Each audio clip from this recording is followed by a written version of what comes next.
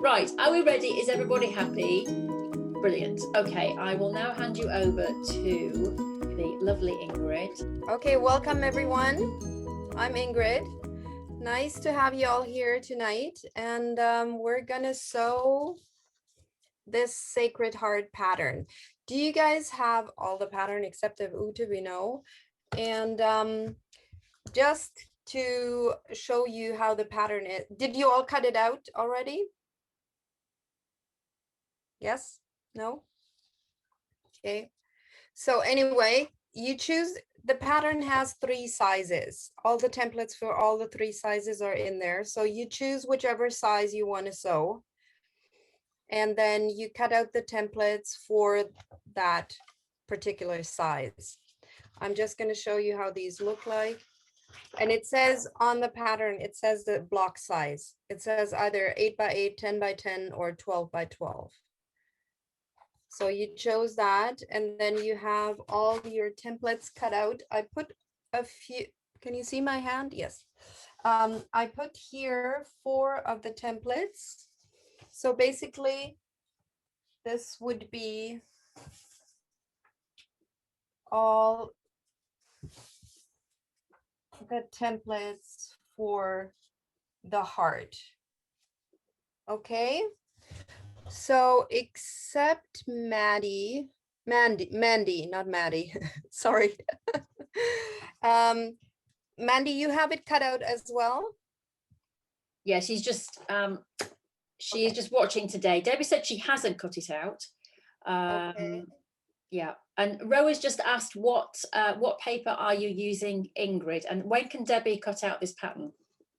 Okay, yeah, that's okay. I have tried out pretty much every paper that's out there for foundation paper piecing, and I have to admit, the best one I find personally is just regular printing paper. I worked with foundation paper piecing paper, which I find extremely expensive, and also if you iron on, it tends to curl on the edges. I tried freezer paper, I tried thinner printer paper, but the best one is just regular, we call it 80 grams per whatever it is, I think meter something, whatever, and just the regular printing paper. So what I do though is I use a fabric glue stick. It's not necessary. You can also just use pins. Either way is fine. So if you do have a fabric glue stick, it's excellent because it just makes your life so much easier, but it's not mandatory. So anyway, Mandy, are you just watching, or do we want to start with a simple segment of the whole block? I'm happy to just watch, because obviously people have, paid for the course because they're, intermediate experienced FPP. So I wouldn't want the course to change because of that. No, that's fine. So what I usually do, I cut out everything and then I place it just like I did here. So it just makes my life easier because I know where everything goes. If you can put it on one pile, but it doesn't matter. So I just put it as it is on the overview. Every pattern has a numbered overview where you can see, I'll put this underneath here, where you can see all the different segments again. So you can always refer to the numbered overview if you're not sure where something goes. Okay, so now we're probably, all segments are numbered, and the numbers mean that you're sewing, kind of like you're painting by number. You're sewing and you start with 1, 2, 3, 4, 5, and you sew in a row, one after another. So we're gonna put these away, and I'll start with the 2 middle ones because they're the easiest for now. Is everyone on board so far? Yeah, good. Okay, so I'll put this over here. Did you choose your fabrics for the block?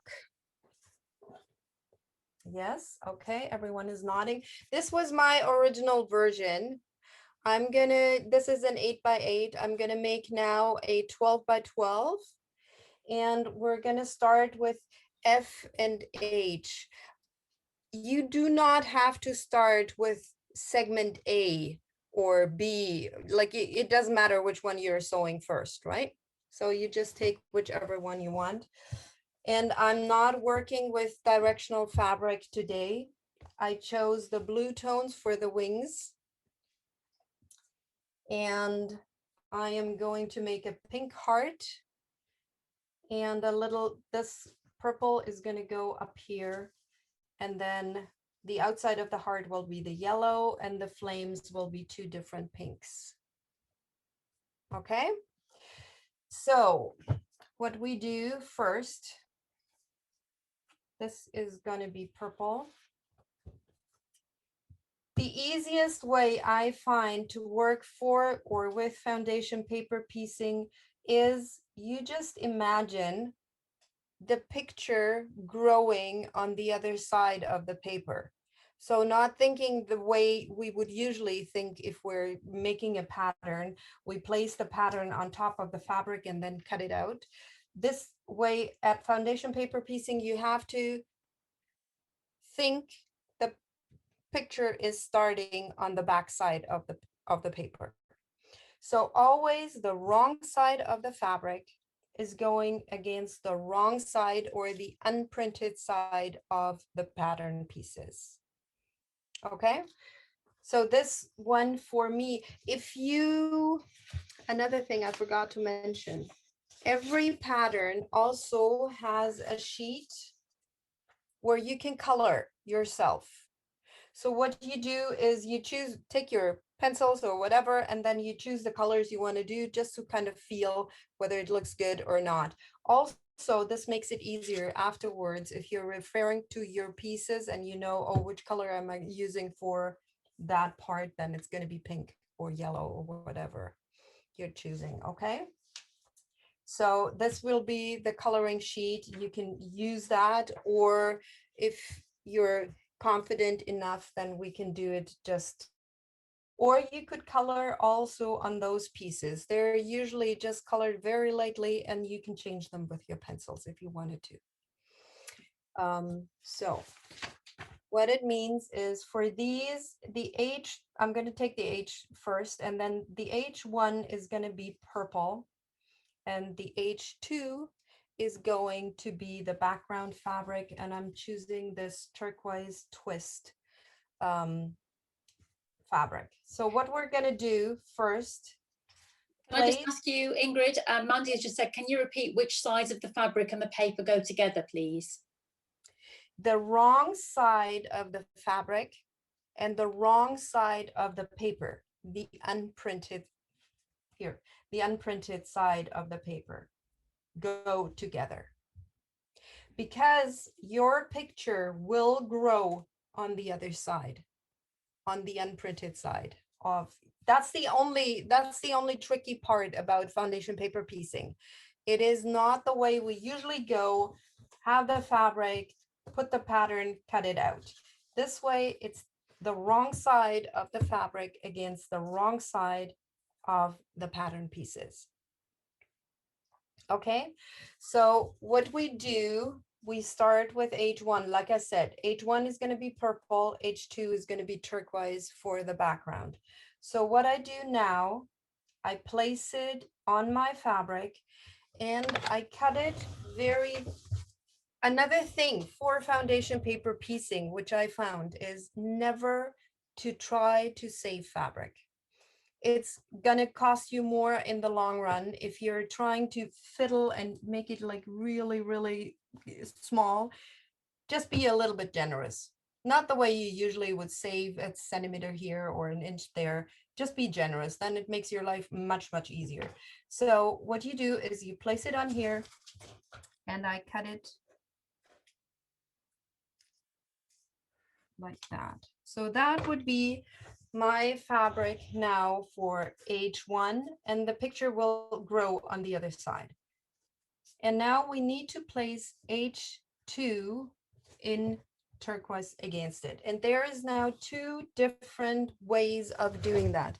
Do you all have a postcard? Okay, I'm gonna just turn this so I can hold it here against. We are going to be sewing later on the line between H1 and H2. So that means I'm gonna fold against the postcard so I get a nice crisp fold. I fold it here. And then I would cut my seam allowance. This is at a quarter ruler. It has a nice, I don't know if you can see it here, it has a little lip. So once you put it against your postcard, you get a perfect 1/4 inch seam allowance. But quite frankly, you don't need this really. You can just do it approximately a 1/4 inch. It doesn't really matter whether the seam allowance is a 1/4 inch or a little bit less or a little bit more. Okay, we're all here so far. Anyone questions? No, No, not at the moment. not at the moment. Good. So now we need the fabric for H2.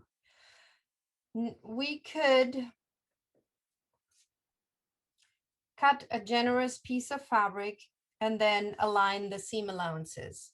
That's what some people, basically the fabric for H2 has to cover all of H2 and including the seam allowance. So we could now cut a piece of fabric and then align it, or the other way is, I'll show you both ways, okay? So one would be, you cut a piece of fabric and then you place right side of the fabric with the right side of the second fabric, okay? And you place these on top of each other, align the raw edges along the line where you're going to sew.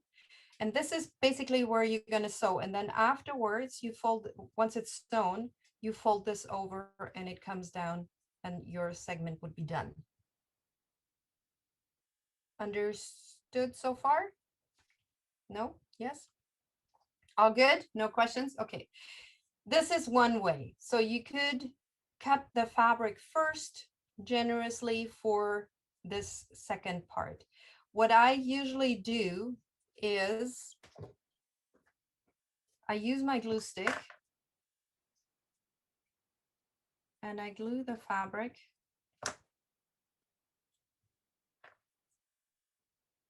for H1. So this stays nicely. You could also just pin it.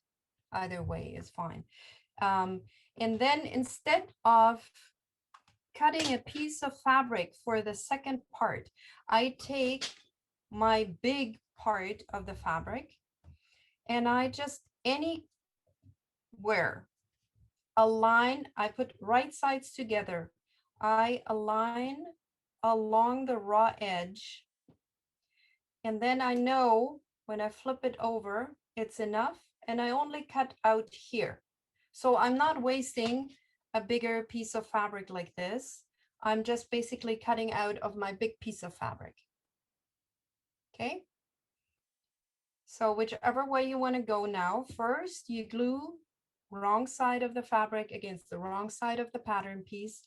And then you take the second piece of fabric, either you're going to cut a smaller piece of fabric and align the raw edges, right sides together, or you take the big piece of fabric, take any raw edge, align the raw edges, and you sew along this line. Okay, so we're going to sew this now. And you take a small stitch length. The best way would be 1.5 millimeters or 16 to 18 stitches per inch. I don't know which way your machine works. I usually have it on 1.5. So we're just going to sew along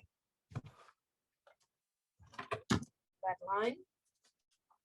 So you see here, I sewed along that line, then you fold it over and I cut it out of the big piece and then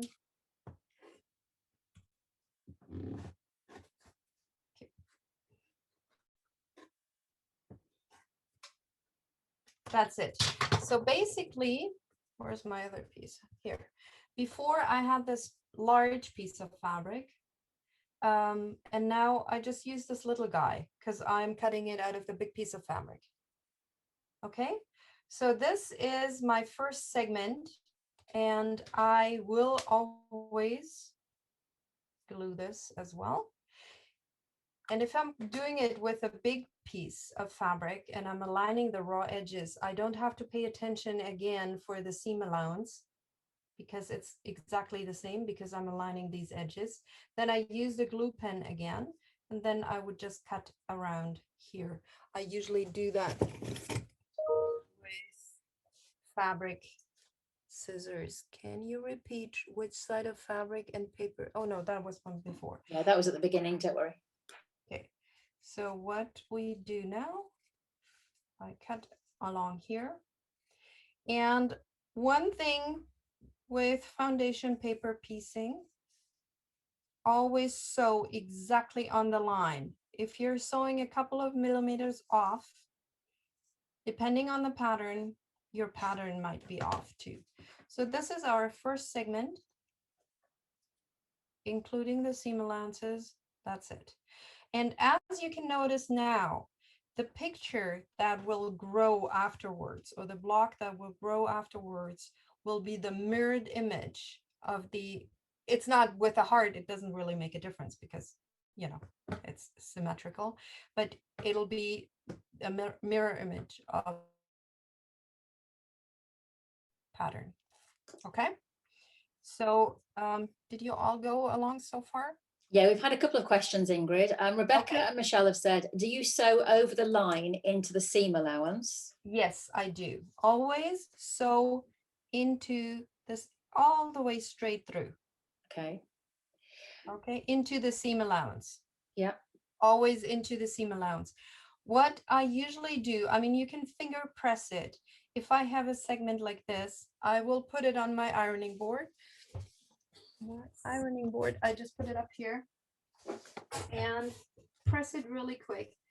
And then I have this Taylor's clapper. It's basically just a piece of wood and it holds on the heat of the piece of fabric. So I can just, while I'm sewing the next one, I leave this on my ironing board and it presses it really, really flat. And the flatter the fabric is, the better you can then align the segments afterwards. Like once we've sewn all the segments and then you're joining the segments into a unit, then it's the flatter they are, the easier it is. Okay, perfect. Yeah. And Any Tia more said, questions? should you start sewing a few stitches before the line? In that case, it was just, I'm going to show, no, I'm going to show you afterwards when we have the lines inside the block. You can, it doesn't really make a difference, but you don't have to. You just start right where it is, but once it ends at the seam allowance, you go all the way through to the seam allowance, oh, to the end. Okay. Okay. This one, it doesn't make it, like there's two seam allowances, so you go from start to finish all the way through. Okay, so we have the first one H, then we're going to do the second H. Everyone on board so far? Any questions? No. No questions. Okay, so we're going to do the second one same way.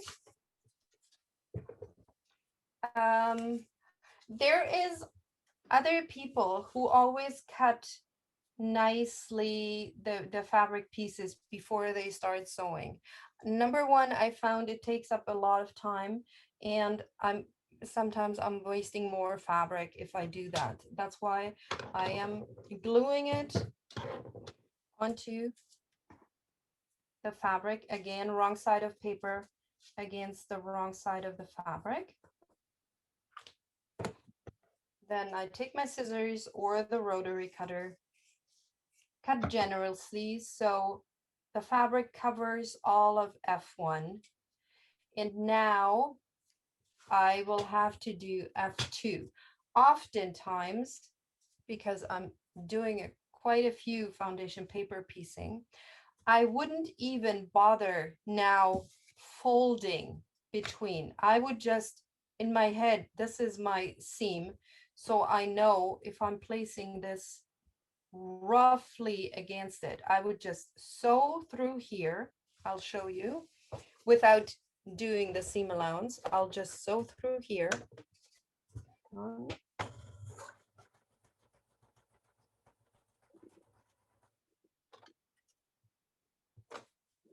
Like this. Then I fold back this piece of paper, take my scissors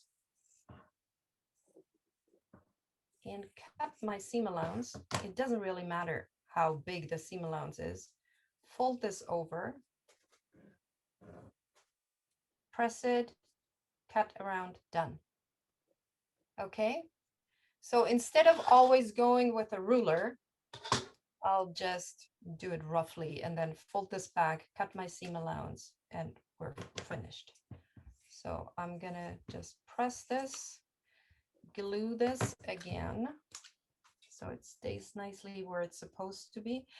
You could also use pins, but I'm a little bit scared of pins because number one, I'm always cutting and sticking myself. And number two, this is way flatter. Once you iron it too, you have it all nice and flat. We'll put that on there. Any more questions? Not at the moment. Not at the moment. Okay, perfect. We're done with the purple. Okay, now we'll take one of these bigger pieces. This pattern has, like, all of the segments are segments that need to be sewn. Some patterns do have segments where there's nothing to be sewn. It's just like a one-piece segment. So either you can glue it or you can use pins as you want. Some people also sew inside the seam allowance to hold the fabric against the paper. So whichever way you want to do this, but we don't have a no-sew segment in this pattern. So do we want to do the flames next? I think we want to do the flames next. What number is that, please? Sorry. That would be G. G, and the other one would be E. G and E. So we've done the two little guys with the two pieces. And now we're gonna do the ones in the top. So there is two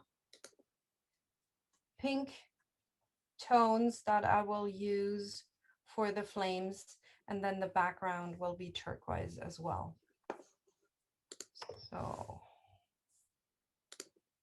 again, we're going to start with one. Actually, any pattern you have, you can always switch 1 and 2. It doesn't matter whether you're starting with 2 or with 1, because, you know, that, like, if you're starting with 2, then the next one would be the 1. So it doesn't really matter. You don't have to start necessarily with the 1. These two can be interchanged. So we're going to do the turquoise first, G1. Again, I am using my glue stick. Place wrong side of fabric against the wrong side of the pattern. Okay. Now, this will be the first seam that we are sewing. If you want to do it properly, you take your postcard, fold it,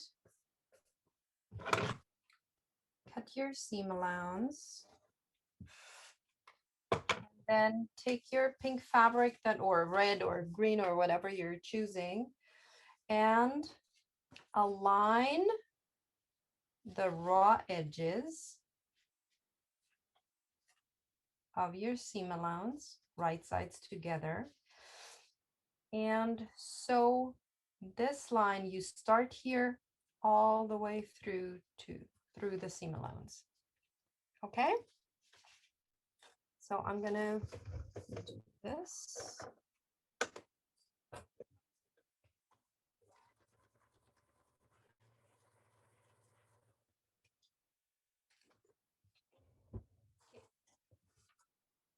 The sew line goes all the way through, and then flip it over, finger press it, and this will be G2. So we're going to cut off here. And now the next seam that we will be doing will be between G1 and 2, this one going towards G3. Okay, so again, you could fold it with a postcard, cut your seam allowance,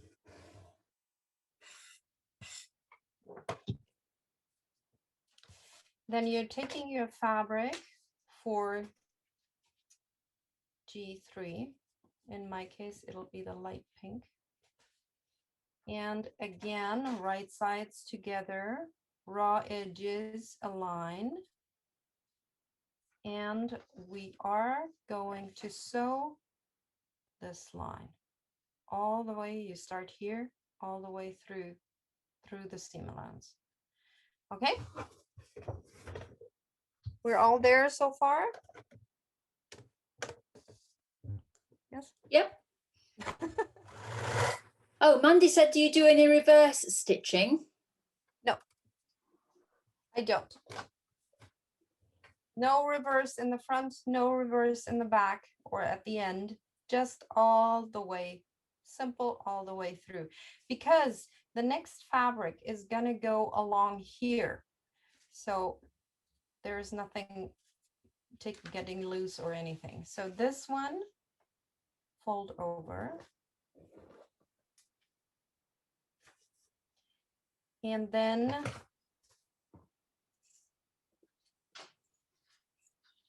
cut the fabric that it covers G3. Okay, this is going to be your G3. So G4 will be the turquoise background again. What you can do now, and I do this in between, I always press it with my iron, because like I said before, the flatter your fabrics are, the easier it will be afterwards to join the two segments. So I'm going to press this really quick. You can see my ironing board here.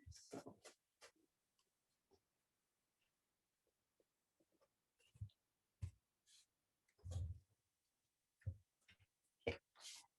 And do not press with steam, just a hot iron. Now we're going to do the G4. And again, I'll show you how I would usually do it. The lazy way is I wouldn't fold it here. And I know that there's plenty for the seam allowance. So I roughly align the raw edges, right sides together. Then I sew this line.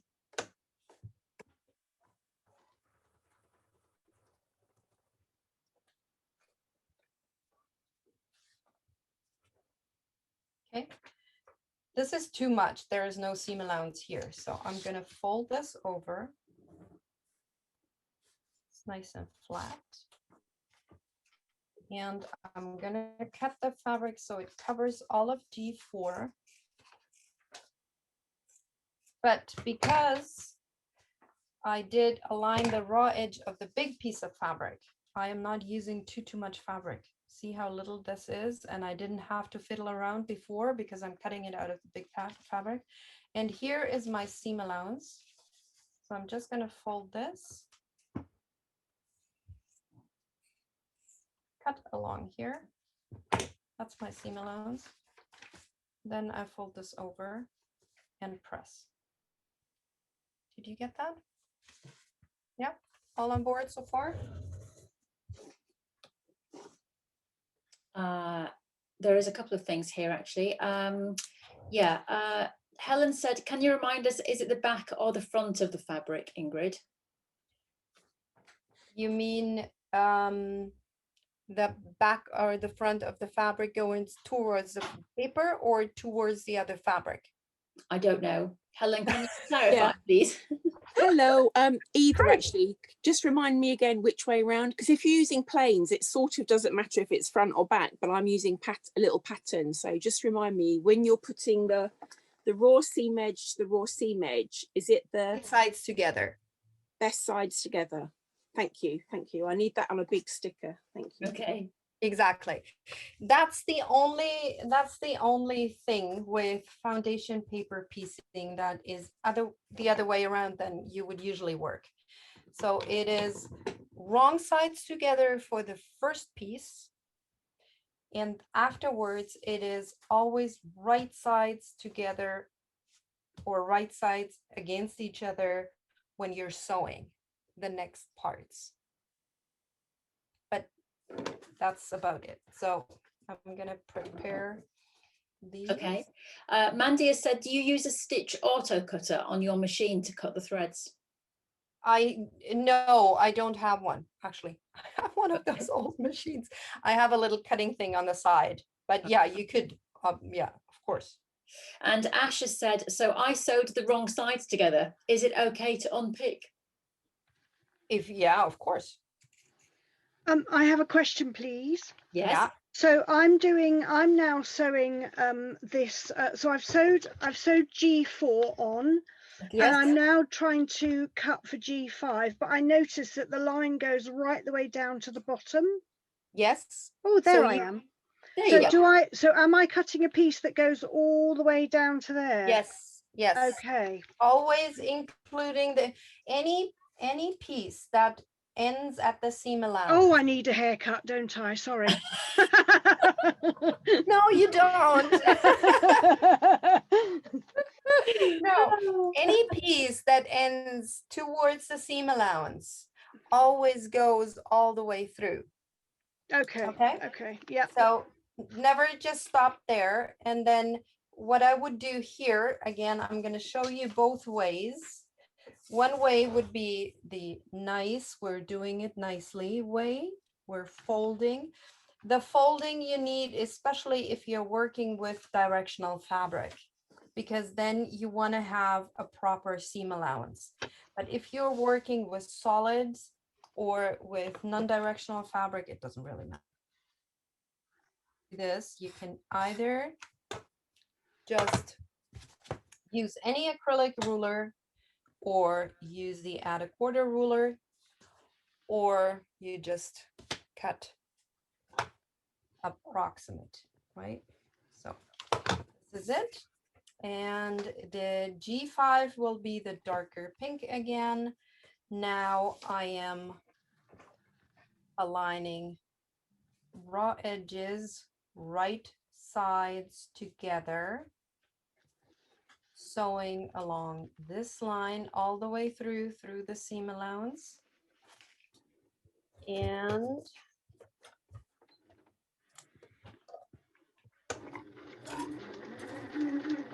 Oh, sorry, I forgot to unmute. okay, what was that?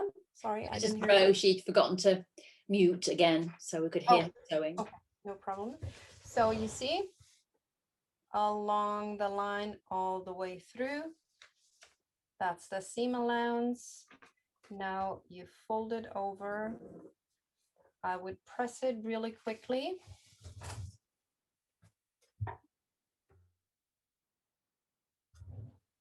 And you see that my piece of fabric is way too big, but now I can just take my scissors cut along here, cut along there.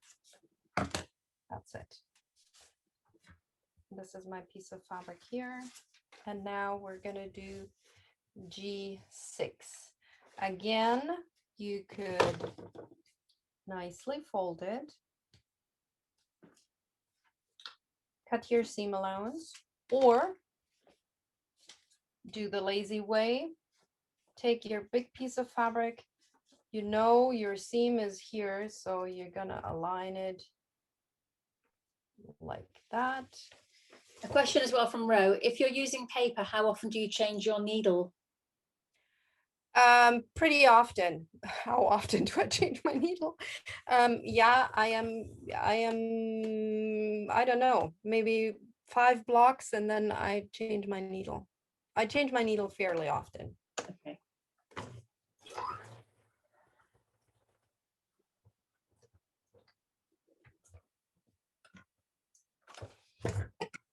So sewed along here, we can fold it over. Again, I did it out of the big piece of fabric. Now I know this covers. Then I'm gonna cut my fabric here.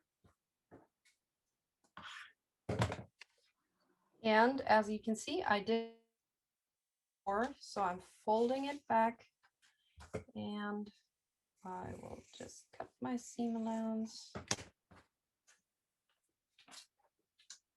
and press. Then it'll be light pink, turquoise again, and then the first one is done.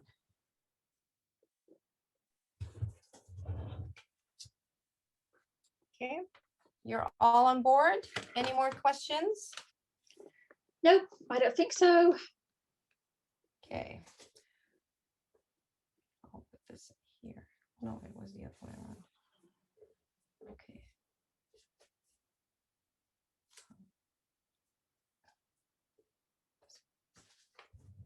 Okay. Again, we're gonna sew the seam between G6, G7, and then we're gonna do this all the way through. Okay.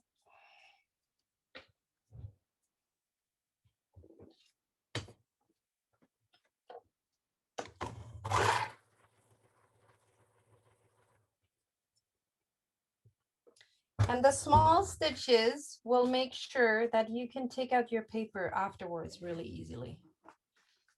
If you can also take bigger stitches, but then the paper doesn't come out as nicely as it would with smaller stitches. So again, I'm gonna cut my seam allowance. And I will press.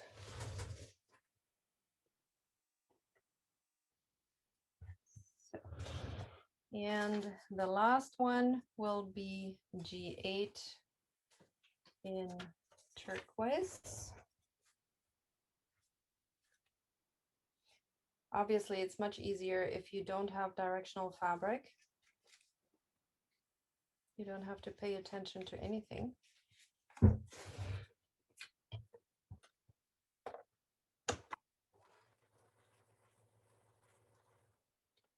Okay. G8. You see it covers. Cut out the fabric. Cut away my seam allowance.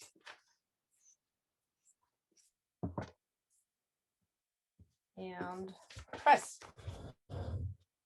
Any more questions?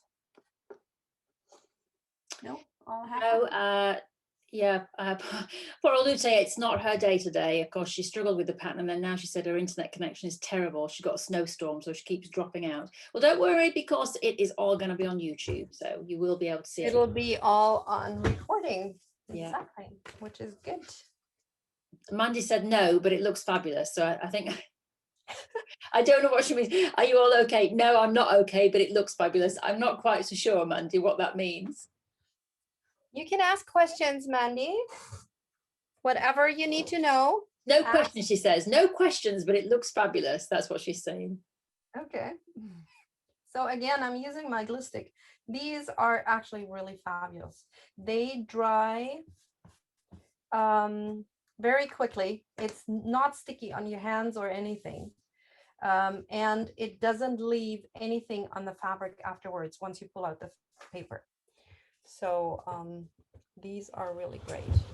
So now this is another tricky part for foundation paper piecing, because you have a square side here and then it's slanted here. So because it's going to be the other way around, right? So sometimes what happens is, let's say I would place this here, you fold it over, and then there's not enough fabric on this side. So it doesn't cover completely the big piece. You probably had that before with foundation paper piecing, because now you don't want to just use here this raw edge right in the middle of the fabric. And once you flip it over, it's going to be here, but then you cut out all the rest and you're wasting so much fabric. So what you do here, you do the proper seam allowance with the postcard, fold it back. So there is the seam here, doesn't matter.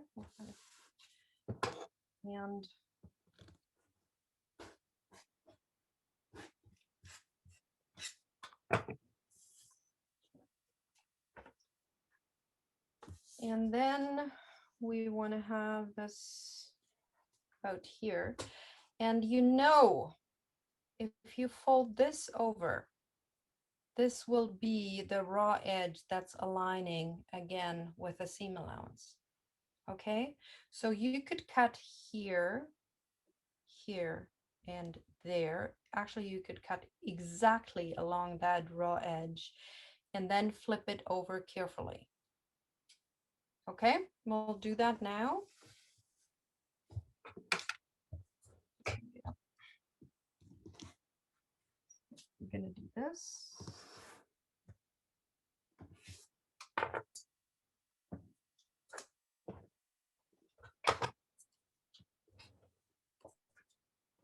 Okay, this is going to be there.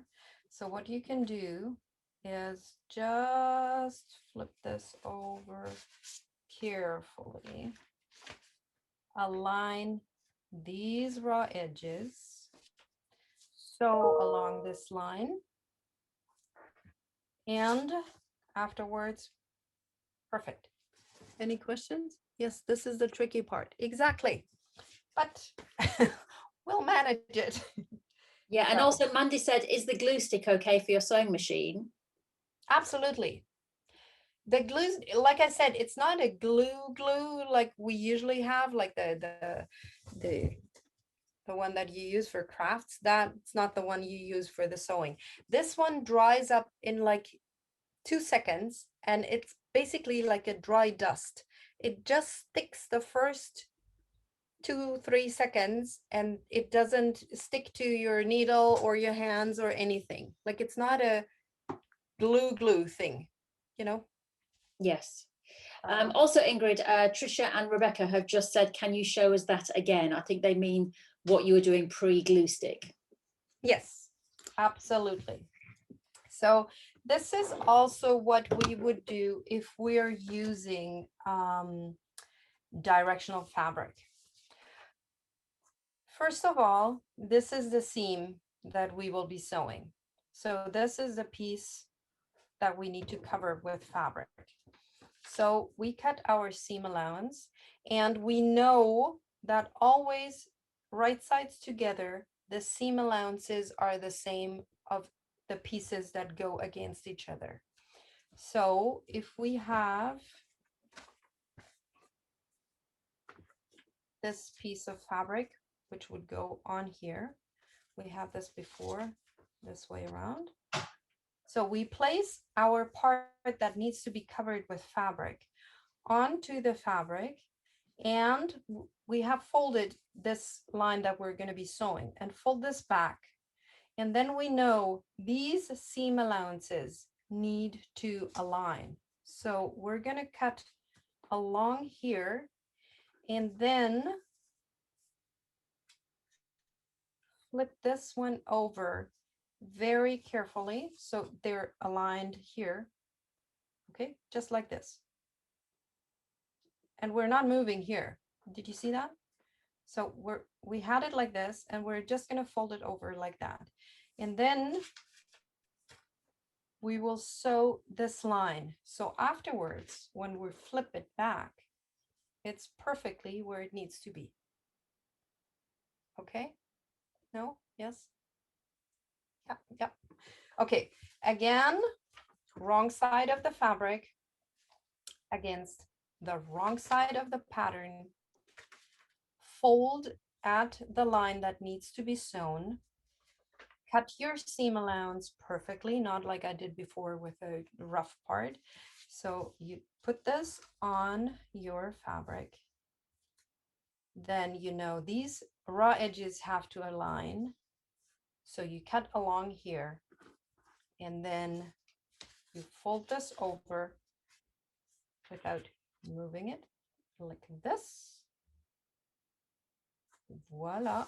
And then you sew along this line. Okay, we're going to do that now. Raw edges aligned. And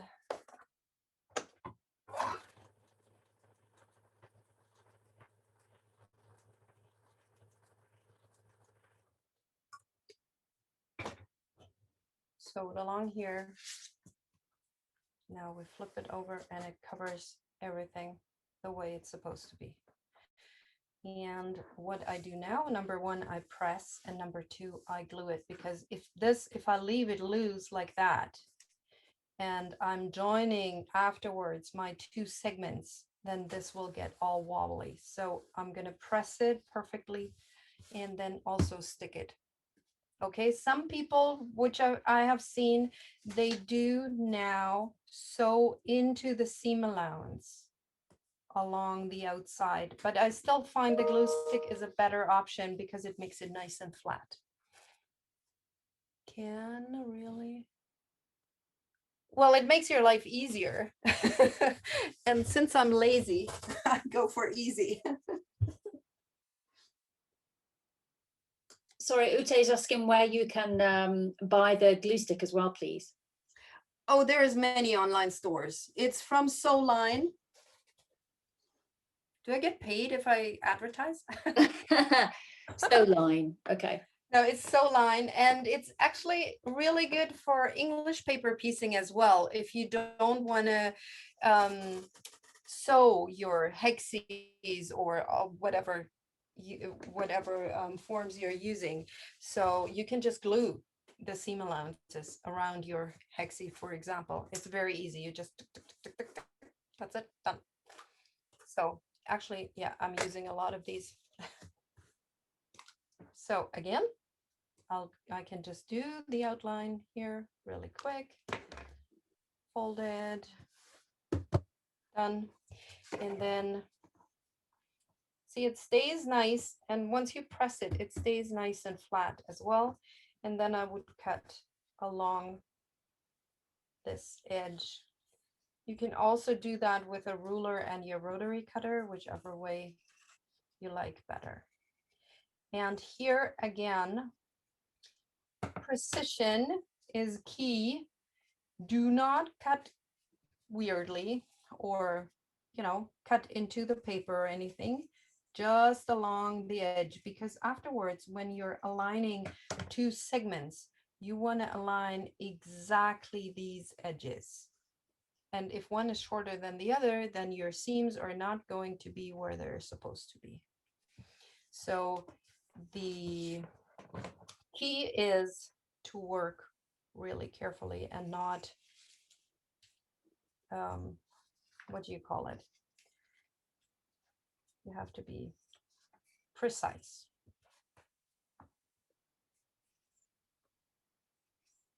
Not on the outside. Doesn't make a difference. So This is it. Next one done. And you see there's just very little waste. So, okay. We are taking section E next, if you want. Are you guys all on the same boat, done with the same pieces? Let's see how we are doing. Deborah is shaking her head violently. No way, Jose, she's saying. Who is Deborah? Deborah is here. Let's bring Deborah Hi. into the spotlight. How you doing, Deborah? Unmute yourself. Sharing is caring. Hang on. Can you find the button? Hang on, if I come out of it, I can ask you to unmute. There you go. Has it flashed up? Yes, I'm mute. Yeah, I'm a long way back. Okay, but How it was, far back? oh, that's good. Oh, no. Did you, is there something in between? I can't really see. The background fabric, you did the background fabric pieces, right? These are the background fabric. It's just that they're rather light. Oh, sorry. Yeah. I didn't see that. It looked like paper. Okay, perfect. No, but that's only 2 more pieces to go. You're good. Yeah. I'm a long Excellent. way behind everybody else by the sound of it. Never mind. I don't think you are, Deborah, actually. I don't think you are. No, you're good. Yeah, Anna said she's had to unpick a few. She needs a few moments to catch up. And also Tia is a few pieces behind. So I think let's just have a little pause. Easy. Yeah, no problem. We have Can lots of Can time. I just ask? Can I just ask a question? Because Yeah. I have actually managed to keep up, which is absolutely amazing. Thank you. But Perfect. my problem is that as a quilter, we're always told to obviously do dark side, go to the dark side, and we've now got all these, because I've got white and orange. You can see the seams. The Does that, seam allowance. yeah, does that matter? It doesn't matter to me. If it bothers you, it's No. always like that. If you have a lighter fabric and the darker fabric shows through, there's no other way to do that. No. Okay, because like on this side, for example, you can see all those seams, but actually it's not too bad. And I've got to say, this is the best that I've actually managed to get it done so far. So thank you. No, you're welcome. No, as long as your seam allowances are roughly the same, and either whether you ballpark it or if you're using like the Yeah, border, I've got one of these yellow. Yeah. Yeah. Perfect. Yeah. Yeah, So okay. if they're always around a 1/4 inch, then it's the same. If I'm holding mine against the light, it would actually be the same. Oh, okay. Okay. Yeah. You know, Yeah. I mean, if you're holding it against the light, and because you have the white background fabric, there's nothing you can do. I mean, it's going to shine through a little bit, right? Yeah, okay. So I it's, do think this is probably the best tool ever for It is. foundation paper piecing. It's because you can use this edge obviously, and then the 1/4 of an inch. Yeah. They're just brilliant, aren't they? They're really, really good. they are. Yes, that's true. And I think they also come with an 1/8 of an inch as a seam allowance. If you're doing tiny little pieces, it would be half of that. So if I'm doing very, very tiny pieces, like if I'm doing one of my animals and I'm, I'm doing the 6x6 block, then I just cut it with my scissors. 6 But I by have 6. lo- That's madness, Ingram. I know. Ingrid, that's mental. 6 by 6. But it doesn't use a lot of fabric, Okay. And since I'm not folding most of the time, but I'm just, aligning the raw edges, then it's not that bad. But I know what you mean, like eyes for the bunny and stuff like that. It's really small pieces. Yeah, I agree. I just bought your mermaid one, so I'm going to have a go at that. Oh, okay. Yeah. Well, I can let you know next week there is going to be another mermaid. So, Oh, surprise. well, and her 6-inch blocks from her book they look a lot more daunting than they actually are. You'd be surprised how easy they come together. Oh, thank you. Who was that? That was Shanna. Shanna. You know me as Sparrow in Flight. Oh, Shanna. Hi. Oh, hi. Are you feeling better? You were sick, right? Yes, but I'm fine. Okay. Nice to meet you in person, by the way. Yeah, almost you in haven't seen person. me in person. Yeah. Great. Okay. Maddie said yes, she has it with 1/8 of an inch. So maybe that was the ruler she was talking about. Yes, that was the ruler. Yeah. Yeah. And then Ash has said, I see that one of the earlier pieces in my flames wasn't big enough. Is there any way to save it? One of the flames. You mean Yeah. one of the fabric pieces? It Yeah, wasn't big enough? Yeah, I see that one of the earlier pieces in my flames wasn't big enough. Usually you cannot really save it unless you're using the same color for another piece in the block, then you just chuck it. Chuck it, Ash. Goodbye. Goodbye, little piece. Goodbye. Goodbye. It's Spray the not worth it fussing over a little piece. I know what you mean, and sometimes you regret it if you have just a small piece left over and you want to use it for that block. It happened to me before, but no, there isn't much you can do. Well, that's a first now, Ash. We've actually had a crying face put into our chat from Ash. We've never had a sad monkey, and now we have. So that's it. Might have to close the company down now. No. Close the company I have down. an idea. I have an idea. Save all those little pieces of fabric, and you know those Christmas balls, these see-through Christmas balls where people stuff fabric pieces inside. Use that for Christmas. Exactly. Get it out of the bin, Ash. Get it out of the bin. Exactly. It's not wasted. Great idea, she says. Can you give us a smiley face now, Ash, please? Yay! Now we're smiling. Back to smiley face. Don't like sad faces. Oh, and a love heart as well, so we're okay. So did everyone catch up so far? Let's see, I'm looking in the gallery. How are people doing? Deborah's still shaking her head. Sue is okay. Sue Carrier. Sue Carrier, by the way, she won a place on today's class, Ingrid, because she's one of our Take 3 members. And yeah, every month we give away 3 Zoom classes. And perfect. Sue, she saw the Instagram last night and emailed me and said, could you please book me onto Ingrid's class? Yes, I can. There we go. That was great. Hope you're having fun and it was I am definitely. Okay. Fabulous. So how's everybody else doing? Anne, how are you doing over there in the corner? Because you said you were a bit behind. Thumbs up. You caught up now, my love.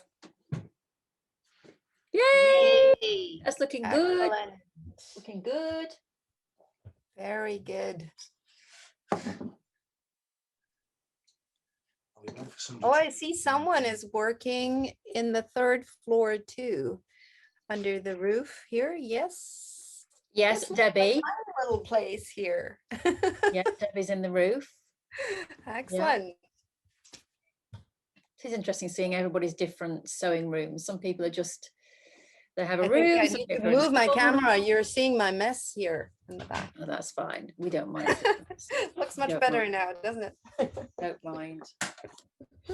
Oh yeah, thank you. See mine in the back. That's okay.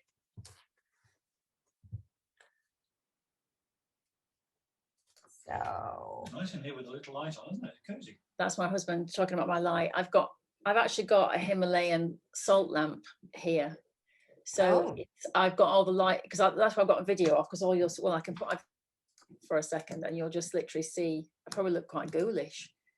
Oh no, ooh. No, it's just a red glow. Very red.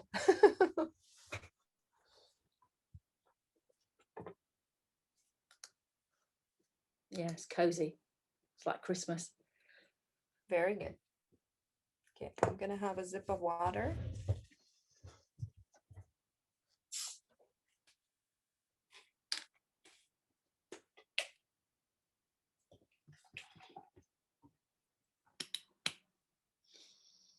And what are you guys trying to make then out of this quilt block?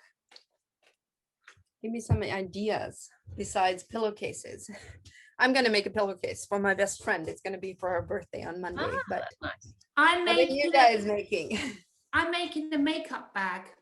Oh, very cute. That's a good idea.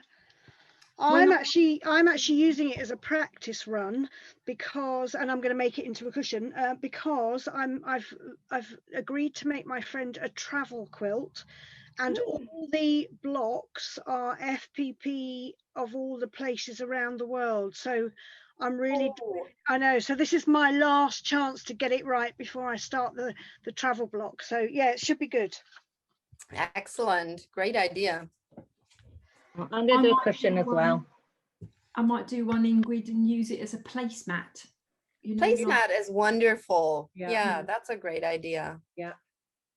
Ute has For said Valentine's Day. Yes, The Valentine's other one. Yeah. This is gonna be 2 Valentine's Day ones. Ute has said, I'm going to create a block with a 12-inch center and 8-inch blocks as a border around it. Oh, so with the hearts around it? Maybe.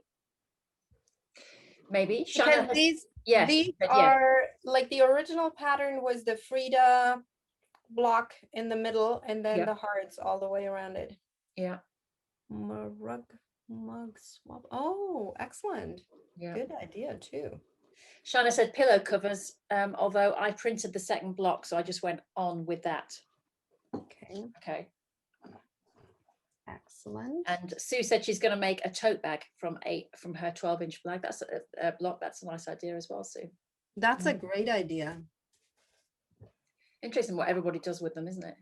I know. I want to have more ideas of, you know. Yeah. Do make sure that basket.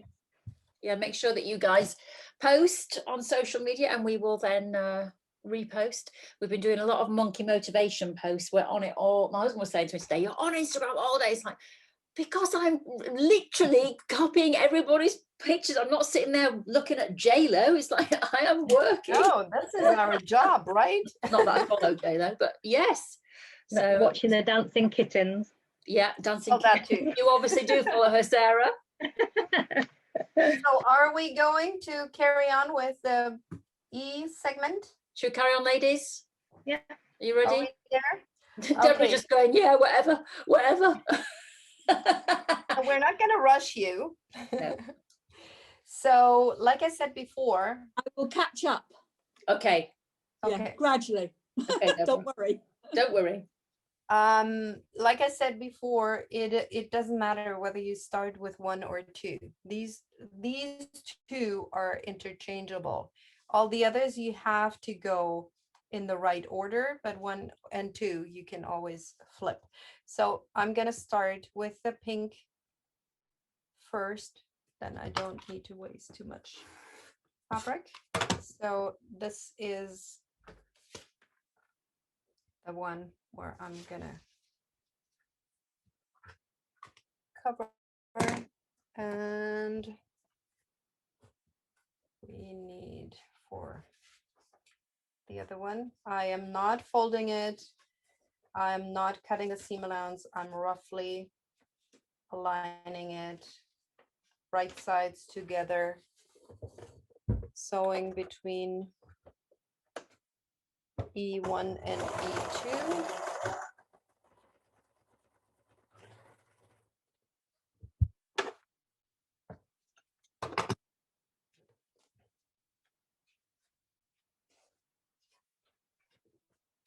Fold it over.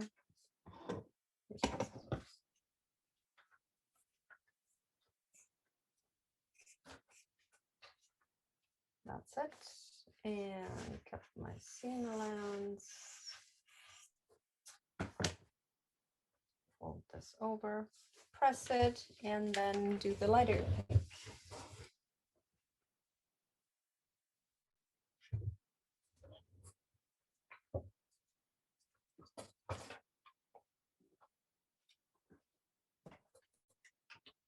Again, now you can see if I would use this raw edge, it might be a little bit tricky here because it's going to be too short. If you're drawing a straight line down here, it might not fit. See, I'll get those little dots. So I can't use this raw edge. I will use the one up here and then sew along this line. Okay.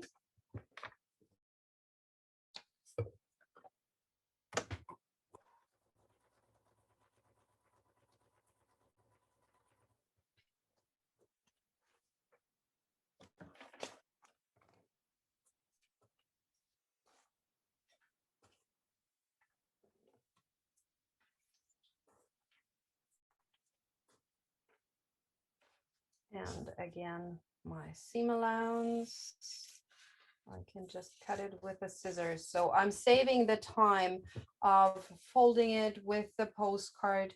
But in the beginning, I would do the postcard thing. So you get used to the seam allowances aligning of the fabric. And then next one will be between E3 and E4, the turquoise. So I'm going to show you again. With the postcard between E3, E4, place the postcard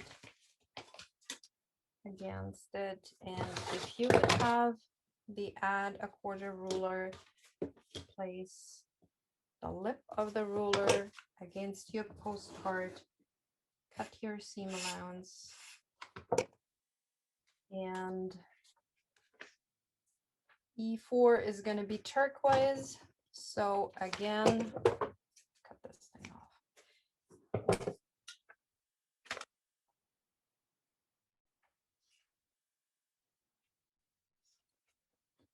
The raw edge aligned. I can take this small piece here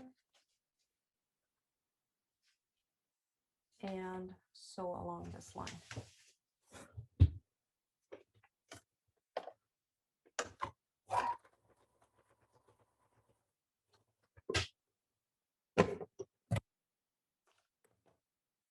Fold it over.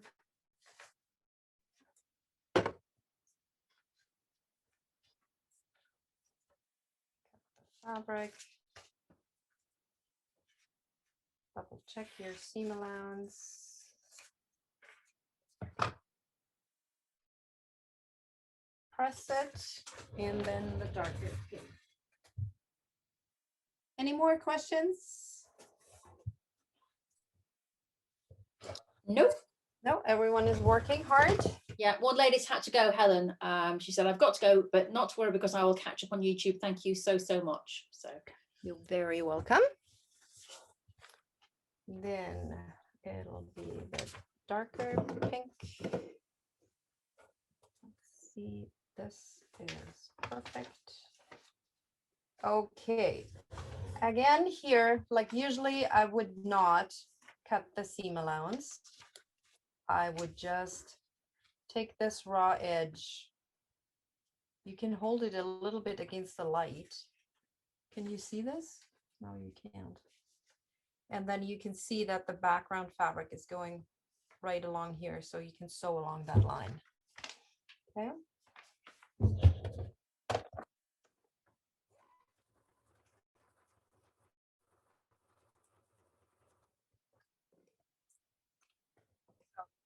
See, this is the side, and then this is the line. Fold back, and then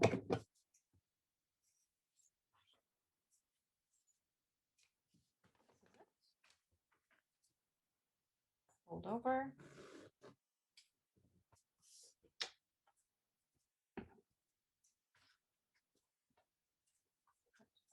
Here.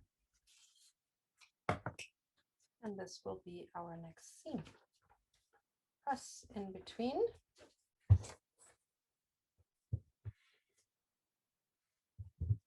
And I usually have my ironing board in the other room.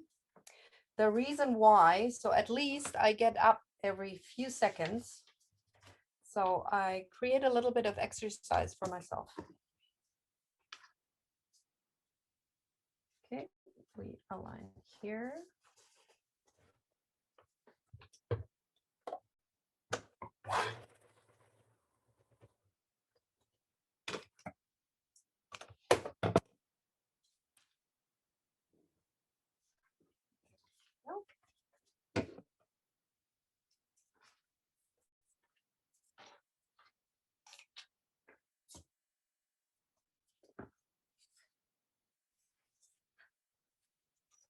cutting the seam allowance.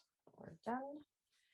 And then this one will be between E6, E5, the next seam. We're going to press before.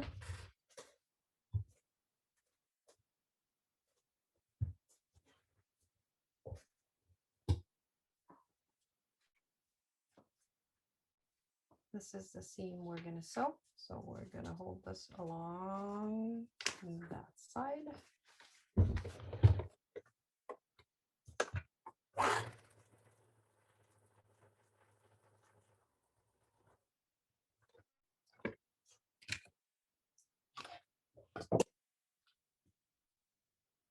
Hold it over.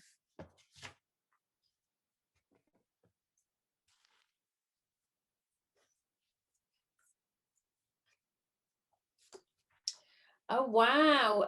Ute was just saying she might create a blue version of this for her newly born grandson. He was born this morning at 6:13 a.m. Oh, congratulations. Congratulations. Very Is that your first time of being a grandma, Ute? Yes, Yes. first time. Oh my goodness me. I hope Well, that that's you're exciting. going to be able to see this little wee one. Well, hopefully in a few weeks. It was a stressful delivery, apparently. Well, do you know what? I was thinking the other day about people who are having babies and things, because our husbands and things allowed, Ute, in delivery rooms now. Because I know in Husband the are, first yes. lockdown they weren't, were they? Now they are. Oh my goodness me, 30 hours of I heavy labour. She then know. had a cesarean. And yes, the dad is allowed. Oh, wow. Oh, that's terrible. Oh, poor woman. Do you know, I had an amazing surgeon because a consultant, you know, that makes it sound like I had a private doctor. I didn't. It was just an NHS hospital, but I happened to get lucky because I wasn't going into labour, and he just came in and he said, right, you've been here for 11 hours and we could keep you here for 30. I suggest we just do a C-section, because he said, otherwise you're just going to go through 30 hours of hell, and then we're going to have to do a C-section and you're going to be exhausted. So let's just do it. And to be honest, I'd heard so many women giving birth. I thought, yes, just unzip me. I don't want to go through what they're going through. So we just did a C-section. But yeah, so the baby's head got stuck. Oh. Ooh. Okay. Well, luckily, he's here. He's here. Isn't it incredible as a woman that we forget all those awful pains? We Yeah. remember them, but we forget the pain. Yeah. Thank goodness. Otherwise, we wouldn't do it again. Yeah. So, and I will show you again the part where we're folding and doing the bigger piece. Yeah, that's the real tricky bit, because it's back to front, isn't it?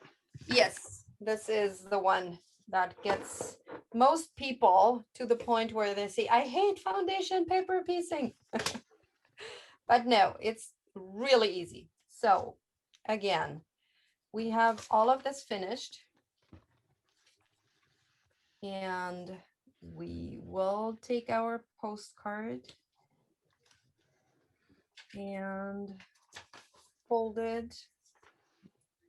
I have to along here. So, did I do this properly? Yes. So then do the 1/4 inch.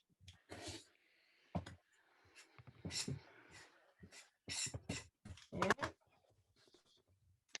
So what we know is the seam allowance, raw edges, they will align. So the other thing we know is that we take the wrong side of the fabric against the wrong side of the paper. So we will place this piece as neatly as possible. And where we folded before, we fold back without moving anything. And we make sure that we're cutting here along this edge. Okay. Ah. So that means now somewhere the penny dropped. I think. Yes, it did. Yay! That's perfect. Okay, so we're gonna cut around here generously. Okay. So these raw edges here, these align. So if we cut along here,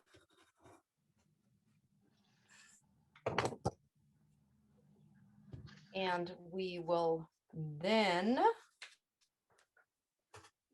take this and fold it over and align the raw edges because we cut along this line, right? Yeah.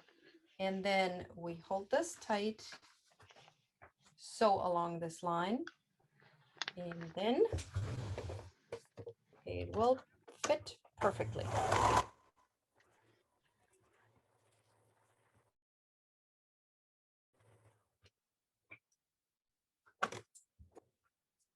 So along here, fold it over, and voila, that's it. So we did not waste any fabric here. And again, seam allowance are, we're just gonna press.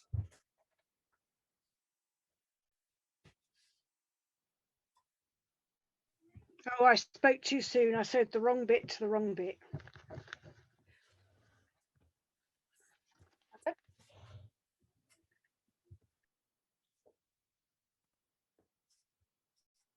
And again, my glue stick.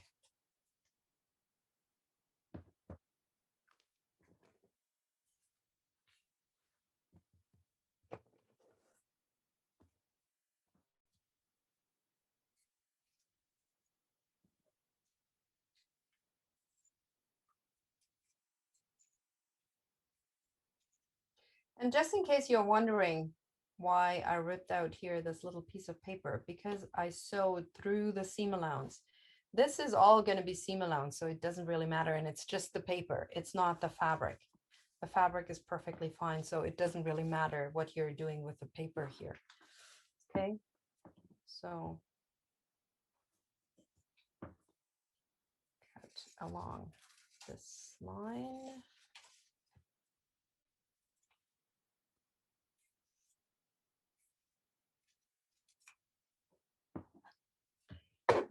Also, if you don't want to cut with your scissors, you could take the ruler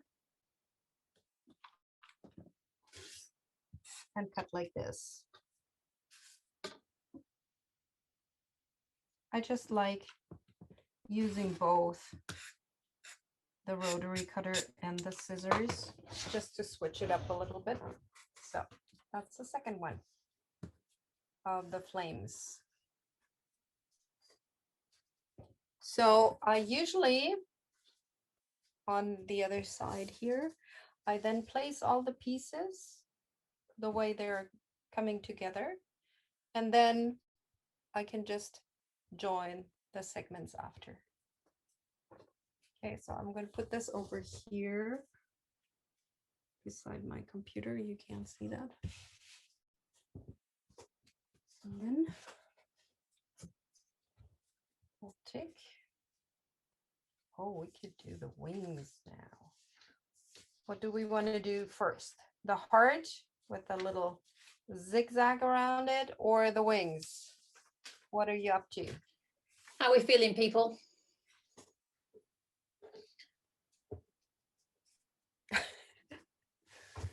Wings. Okay.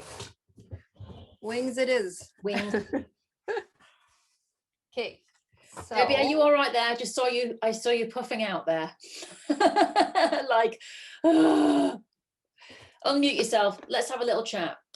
I'm going to ask you to unmute.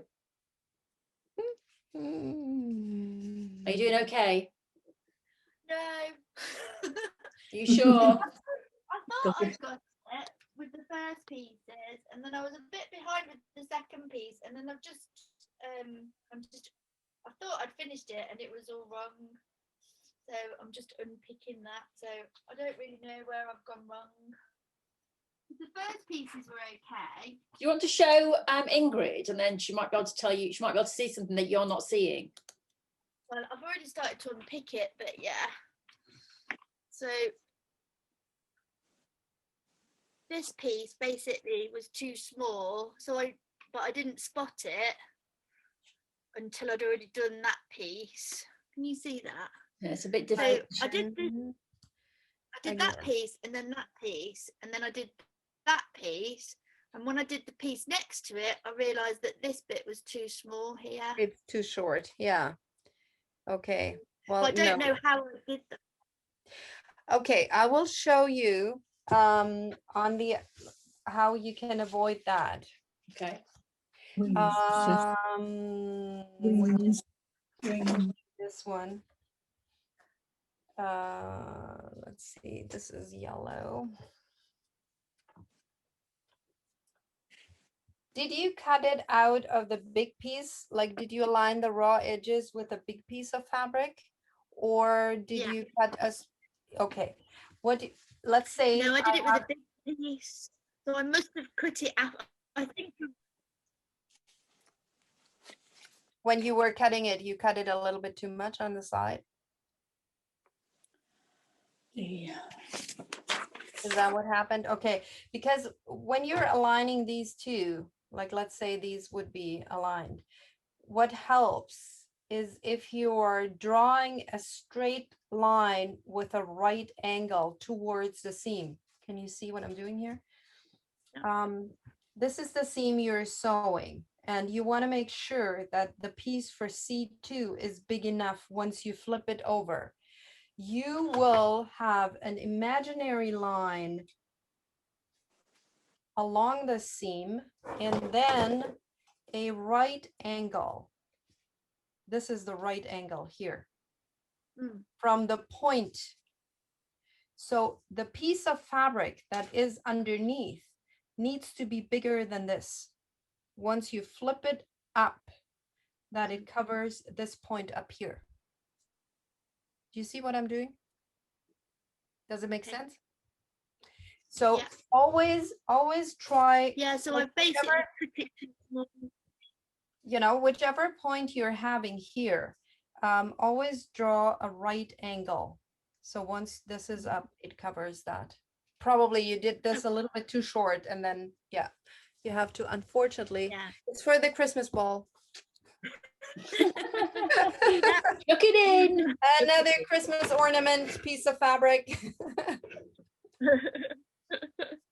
We're making tons of ornaments. You know, Rachel, that means we're going to have a class on those ornaments now, right? Yeah, you're right, Shana. You got absolutely right. Yeah. Yeah. Pick three, maybe. You know what, Shana? I think even I could run that one. So here is a clear bauble, and then what you do is you stuff loads of fabric inside. I mean, I can do that. I can run that, and then we can just chat for 2 hours and 56 minutes. It'll be a free class. Free on YouTube. Excellent. Okay, so let's do this.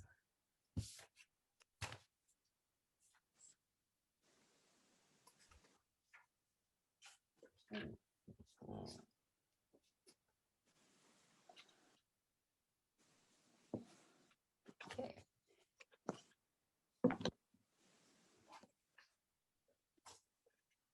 So wings it is next. D2. And the way I wanted the wings to look, I don't know if you can tell, it is 4 different blues, sort of going from light to dark. And I'm going to do the same with the one that I'm making now. So these are my 4 colors for the 4 stripes in the wings. So this will be the darkest, then this will be this kind of blue, the smoky blue, and then turquoise, and then I'm using the ones with the crosses for this part. And is that CDJ? CDJI. Thank you. Yeah, I'm just placing them this way because the one stripe in the wing is through 2 segments. So we don't get confused with the colors, which blue to use. But I mean, if you're doing this in one color, then it doesn't really matter depending on how you want to do your wings. If you want to do them in stripes, then these 2 should be the same and these 2 should be the same color, going from dark to light if you're doing that. But you can do just 2 colors or whichever way you're choosing to do them. So this will be that color and then the J2. So we're starting with the yellow. I'm using J now. Oh, Jay, hold on. Okay.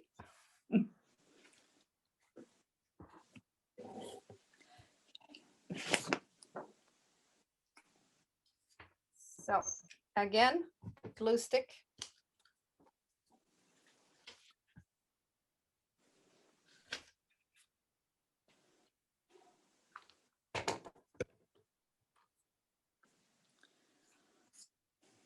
J1.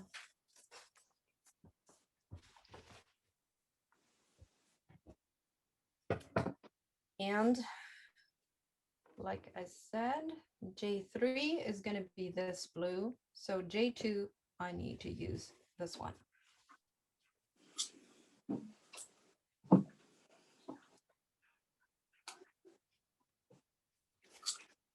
So I am sewing this line between J1 and J2, okay? So I will be aligning these. And like I said before, I am drawing an imaginary line along the seam that I'm sewing and the point that I need to cover. So if this is a right angle in here, that means, and there's enough fabric afterwards here, then that means the piece of fabric is big enough once I flip it over this way. Okay? So now we're going to sew this line along here. Did that make sense? Everyone on board? Yes.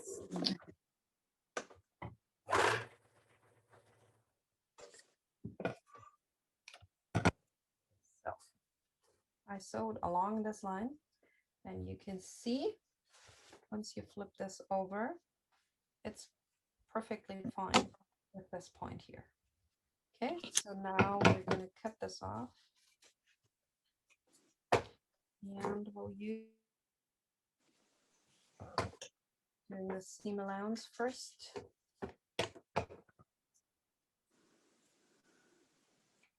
Okay. Flip this over. And I always like to press just because it makes everything nice and flat and not wobbly and all over the place. So now I'm using the other blue.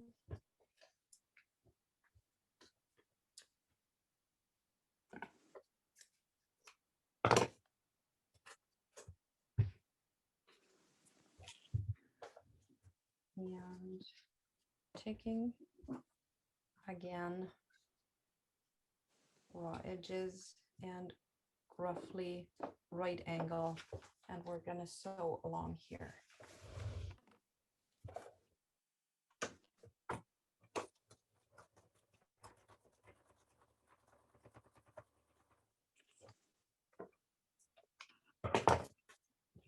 Once you flip this over,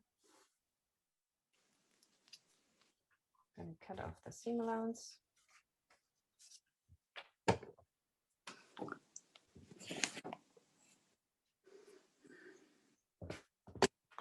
And press.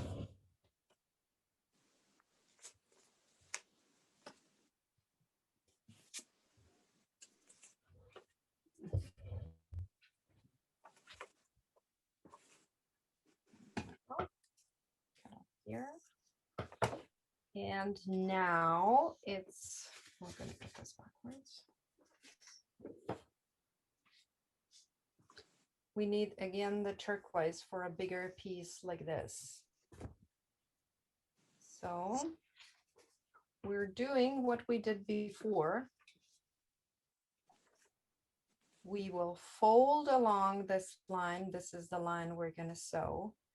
And we're going to do the seam allowance, then fold it over so the seam allowances align, and then we know exactly that this fabric is going here. Because otherwise, what we could do too is if we would align here, let's say, then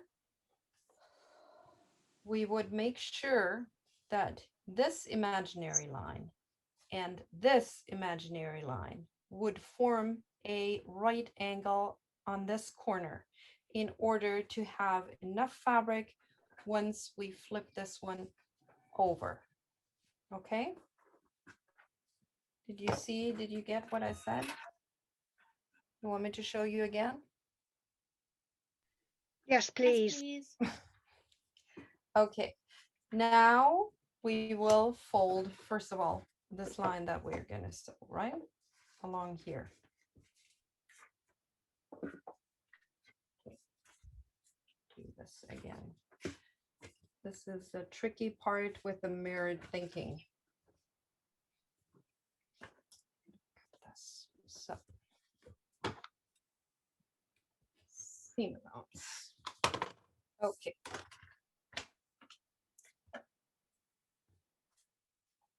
This part will be turquoise. So we have two options. Option number one, we place wrong side of fabric against wrong side of the paper. And we have our seam allowance here. We cut here, align the seam allowance right sides together, and then we know exactly where it goes. If we would have a different shaped fabric, we could also here have our seam allowance. Right sides, always right sides together. Right side of fabric, right side of this fabric. Align here and have an imaginary line at this point and an imaginary line, the one that we're sewing, and they should meet here in a right angle in order to have enough fabric once we fold this over. Everyone on board?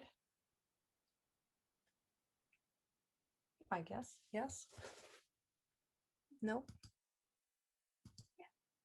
Yeah, yeah, good. Okay. What we're gonna do.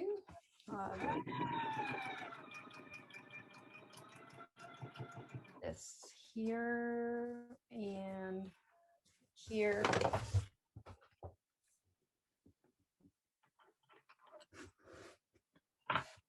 So I will cut along here and then fold this over carefully. Right sides. Sew along this line.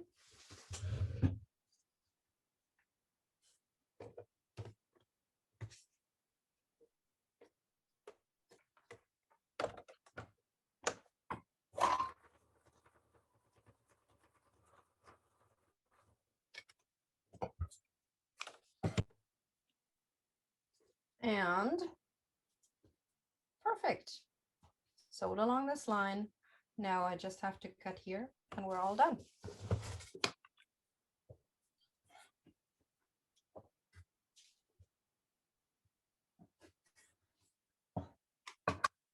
Press a little bit of glue, cut around the segment, and then the next one.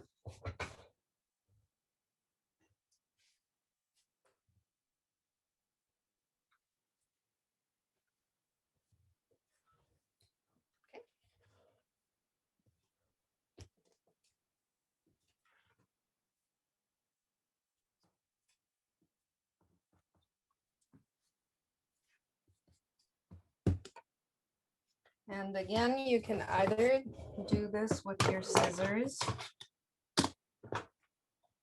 or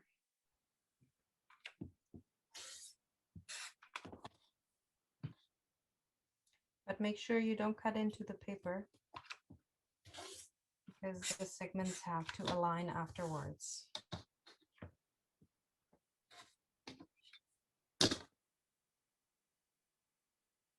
And with small pieces, a millimeter is a lot. So you don't want to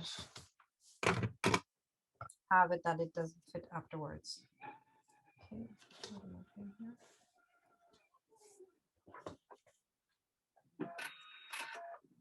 Okay. Next one.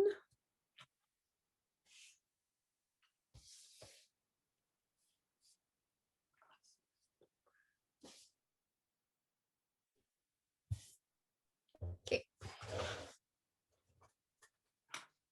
On to segment C. Everyone on board, or should we slow down a little bit? Let's have a look. How are we doing, people? I think we will need a little break of 10 minutes, Ingrid. It's 6 o'clock now. So I know we started a bit later, but is that going to be okay? Or what are you thinking, Ingrid? I'm fine. Totally. Because I'm thinking if people want to have a little comfort break, they can take it, or they might just want to catch up and keep sewing for 10 minutes. Is that okay with you guys? We can do that. Yeah? Yeah. Okay, brilliant. So Ingrid, when you design a new pattern, how long does it sort of take from start to finish? That depends. I know that's a typical answer. Some things are really easy and they come together perfectly, you know, the way they are in my head. And then if I do the lines, it just flows, and it takes about, let's say, 2 hours for the design to be on the computer. But then I will have to print it and test it, and then by the time it's done. But for example, a giraffe, I'm working on a giraffe for 2 years now, and I cannot get the legs the way I want them to.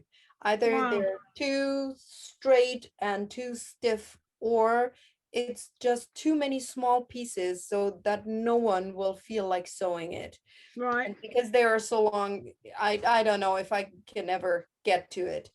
And that's why I'm saying it depends. Like some things, they come together fairly easy, and others it just takes forever. But in general, I would say about a week.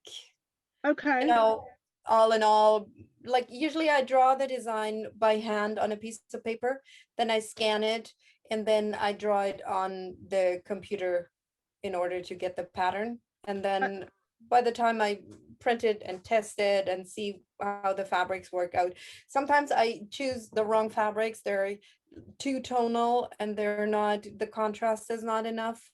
Right. Or some of the background fabrics are too busy and I think it's cute, but once it's sewn, it's not cute at all. So I have to do it again. So now, are we all back? Yes, I think so. Okay, then we're gonna carry on with C.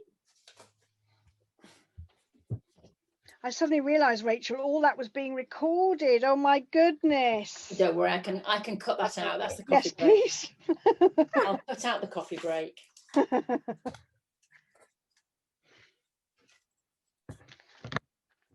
So again, we need to cover C1 with fabric. And then if you're doing the travel quilt with the glue stick, or are you working with the glue stick? I think, yes, I am. Yeah. Yeah, because that'll make your life even easier. Yeah, that sounds like heaven. Yeah, it makes it really easy. So then we have the C2. And again here, just to show you one more time that you can cover the C2 without cutting the fabric first. You have your big piece of fabric here, right side, right side, right sides together, seam allowance, raw edges align, and you're drawing a straight line down here from this point that needs to cover, and here and there has to be a right angle. Okay, So if you are being too short or towards here, like let's say you would do this and you're too far on the edge, once you flip this, then it will not cover here. Okay. So we'll do this on that side.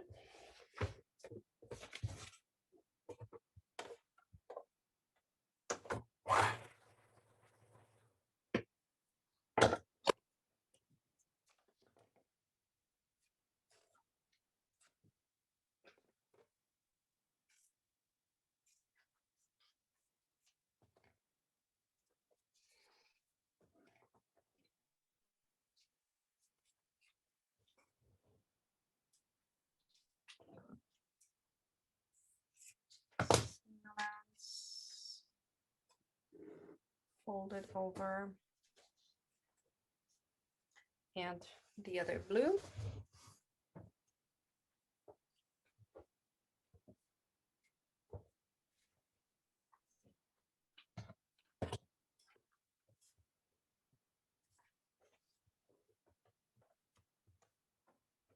And I'm always sewing with white or cream colored thread, just in case anyone is wondering.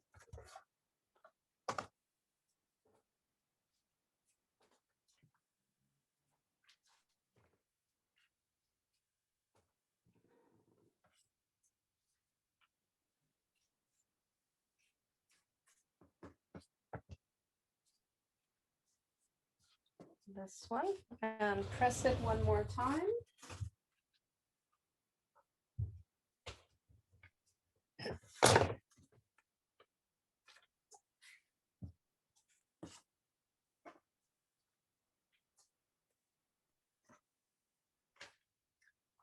Okay, and we can even use this piece. So again, we will fold with the postcard along here.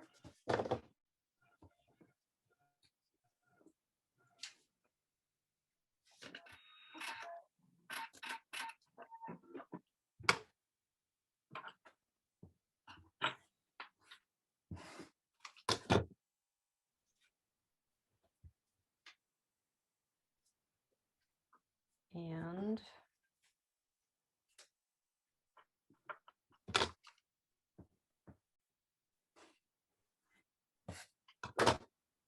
cut here, flip it over, align the raw edges, and we will sew along here.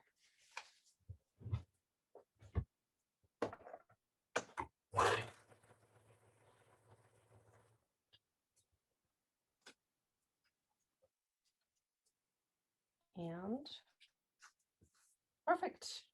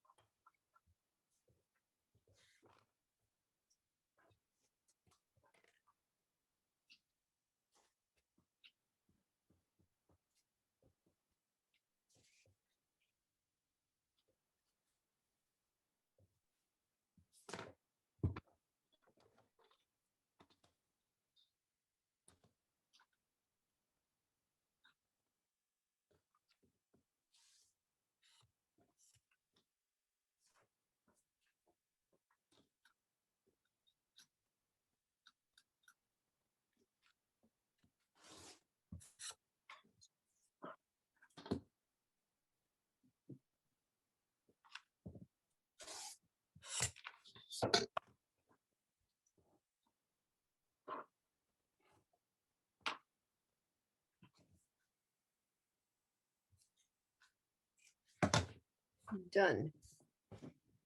Okay. And now we're going to do these two.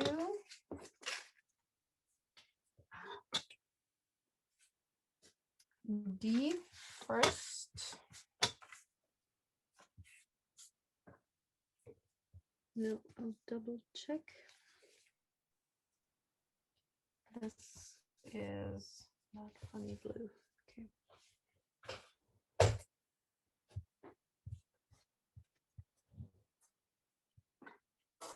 D.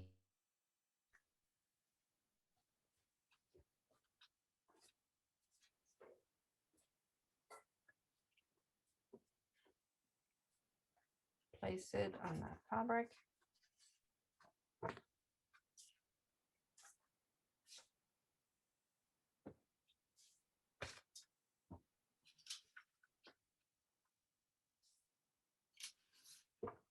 And that glue stick dries out really quickly, so always make sure to close it.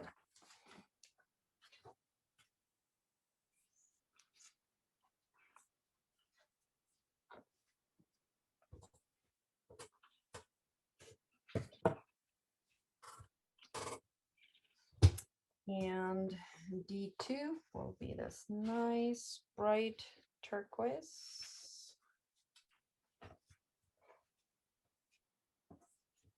And again, we could either fold it here. Well, this is actually a very good example of what I was saying. So,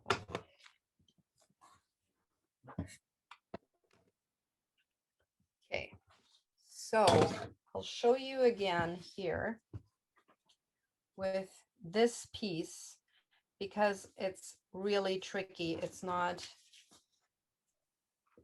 smaller at the bottom and then larger at the top. So first of all, cut the seam allowance. Okay, then we're gonna align the raw edges. And now we want to make sure that it covers this whole piece. So what we will do is, again, draw an imaginary line along the line that we're sewing, plus an imaginary line down the edges. And we will form a right angle right there and right there. So if we are, let's say, too far out this way, and our imaginary line here and this one ends up here, we know the fabric is not big enough, right? So we have to go further down. So this line ends up inside the fabric. Okay, did that make sense for everyone? And the same here, we have to make sure both sides have to form a right angle with the line that we're sewing, because afterwards when we flip it over, this has to be far enough out. So we can't place it here because it looks like, oh, there's plenty, but you know, this one is going to end up out here.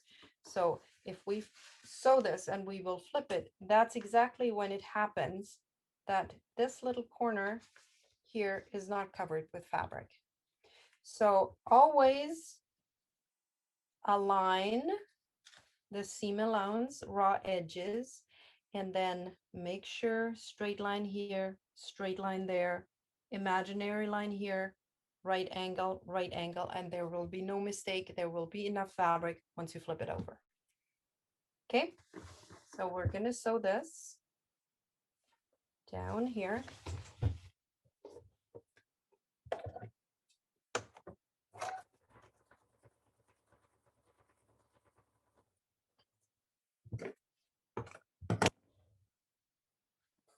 Sew it here along, and we flip, finger press it, and it's plenty. So I'm gonna cut along here. And it covers our D2 perfectly. Then we press it and we do T3.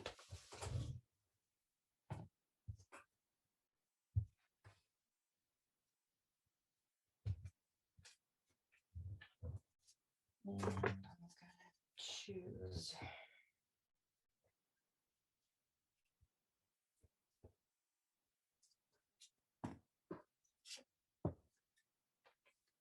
and right sides align. And here it's easy because the top of D3 is way smaller than the base that we're sewing. So obviously, wherever we're aligning, it fits. So we're going to sew along this line.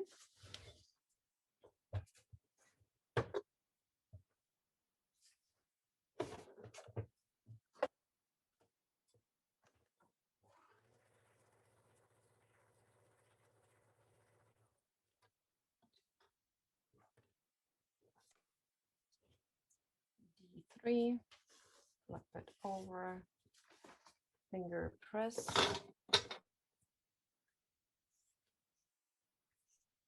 Out and cut away the seam allowance.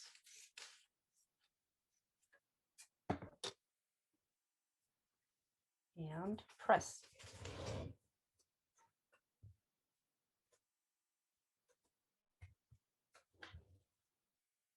And then we have D4 is yellow.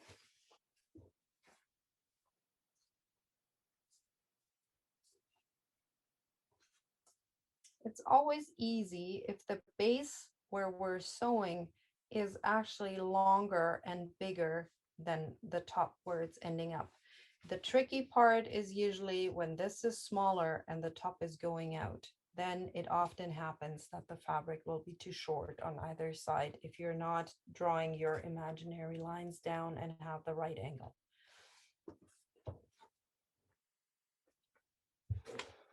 So we're going to sew D4.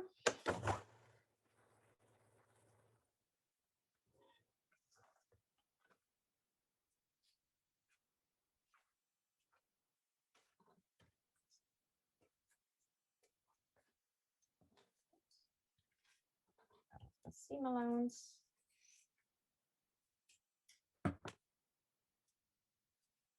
Stick it with the glue. I'm going to press it.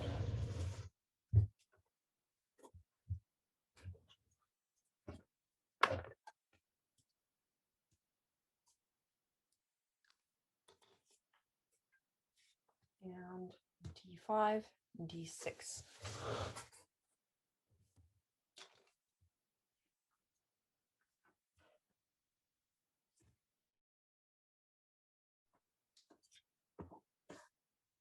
So now I have a weird piece of fabric left over, but I want to use it all. So I will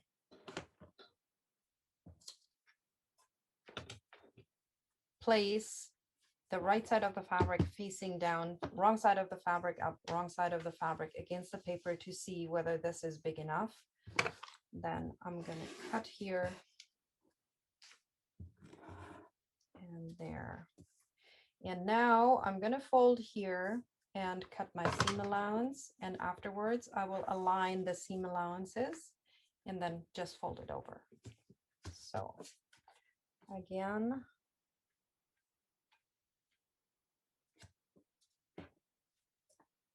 this.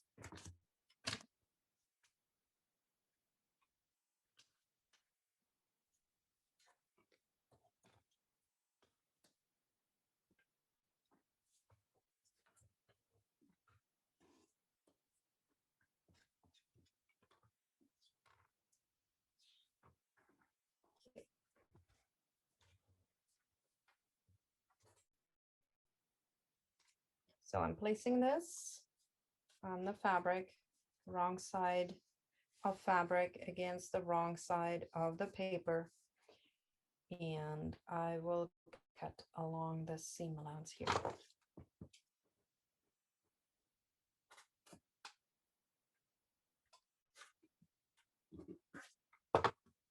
And we'll take this, flip it over carefully. These will align.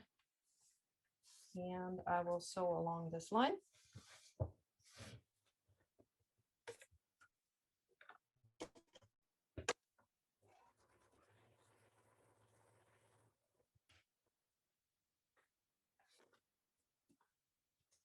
And as you can see, Perfect.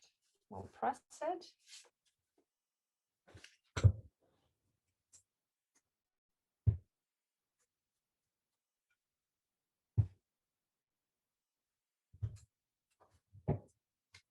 There we go. And now we just have this little guy here left. So let's see if we can fit him in here. Perfect.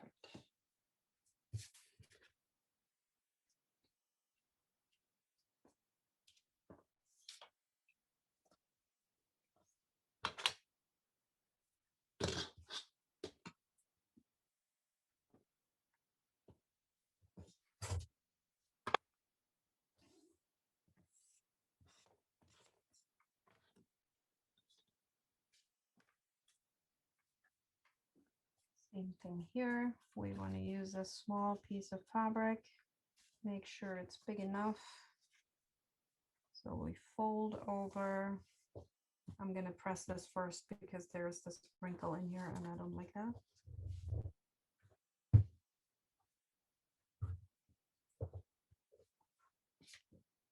So again, enough. This has to cover a D6. Big enough. And I will cut along here.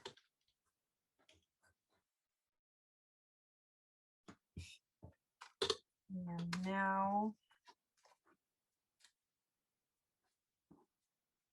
I will fold it over, raw edges align. And it will be, you can see here as well, if you would have a right angle down here, you see that it covers.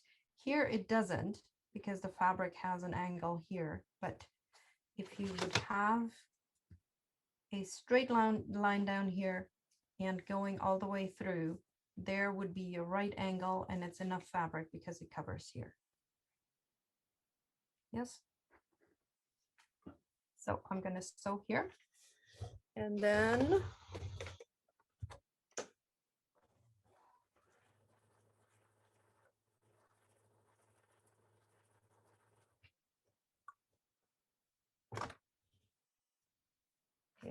you fold it over.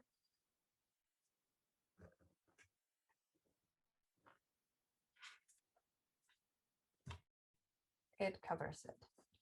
Okay, so I'm going to press this. Seam allowance are fine. I'm going to press this, stick it with a glue, and then cut around. How's everybody doing? Still there? Well, still there. Debbie, you're still looking a little, a little. How you doing, my lovely? I'm just watching. So like, I just wanted to watch how she did this one. That's all. Yeah. Well, because the thing is, as we said, yeah, it's probably best to just watch, and then you can try it all again on YouTube, can't you? Yeah, and it's just sometimes you miss a bit, and then you get if you try and carry on, you just miss a bit, and then you get a bit stuck. So I just thought I'd watch this. Exactly. Yeah, good plan. Good plan. Debbie, did it make sense for you, or do you have any more questions? No, it made sense for me, and it's very nice to be able to watch you work. Perfect. Okay, sweet. It's nice to watch other people work, isn't it? It is. Yeah. How are you doing, Deborah? Make it look easy. Yeah, she does make it look easy, doesn't she? She does make it look easy. Yeah, and it's not. But that's because she's been doing it for quite some time. So it's just about practice. That's it, about practice. It is.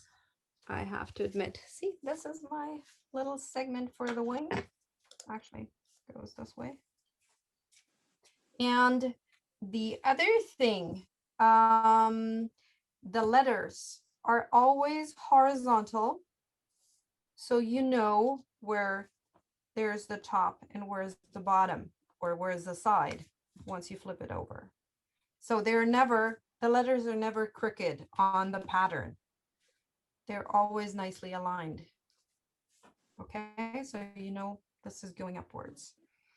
but you will see that as well on your numbered overview, the one that I showed you before. Where did I put it?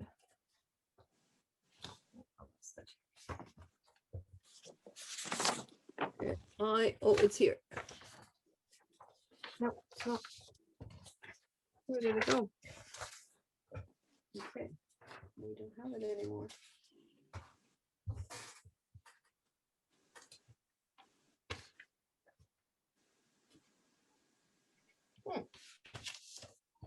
It must have gone away. Oh, here it is. Deborah, you wanted to show us something? Yeah, it's here. Yeah. Here, the letters are always the same on the segments that you're printing out and cutting out. So once you have sewn all your segments, you can just lay them down and then you attach them to each other. But there's also a short assembly instruction on the pattern as well. So it says attach L to K and K to J, and so you know which way to sew. Okay, but we'll do that in a minute, and we'll finish the second wing. This one.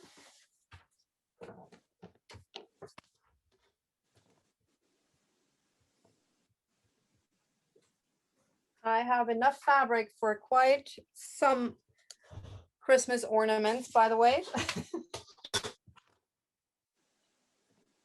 That's good. You can teach the class then. For free. Gonna be a Christmas ornament class. We'll book it for October. How's that? Definitely, 100%. I'm sure that we'll get an absolute sellout on that one. For sure. As long as it's free. Absolutely.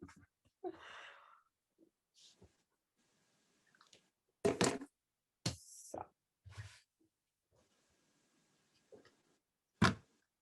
And I'm going to show you guys again here.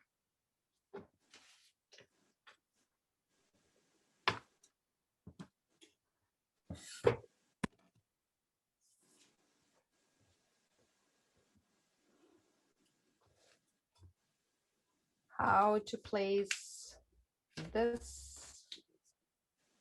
Make sure right angle here, right angle there. There's enough fabric, there's enough fabric, and then you can sew along this line.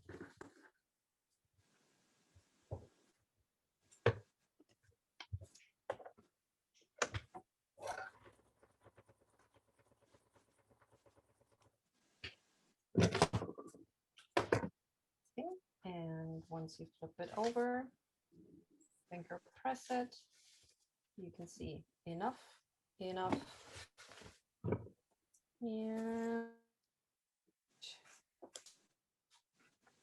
then press again.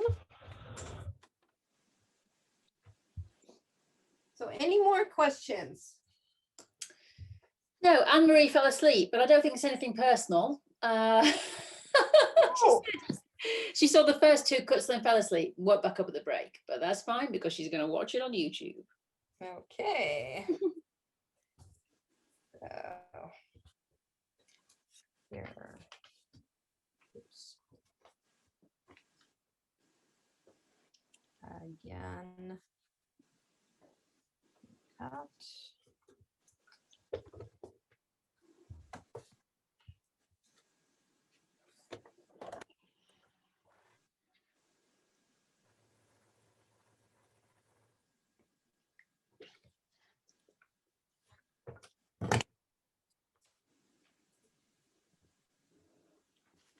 Over.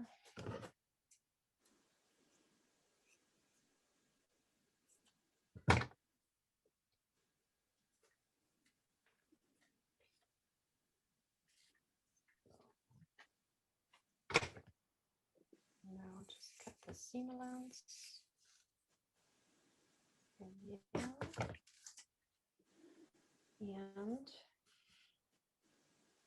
here we are. Use a little bit of glue stick. and press.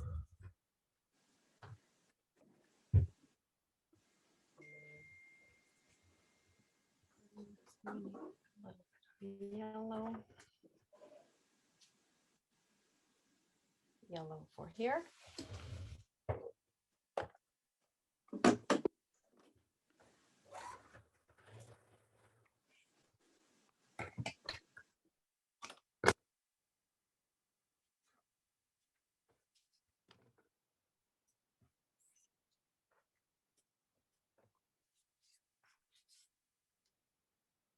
Cut away the seam allowance.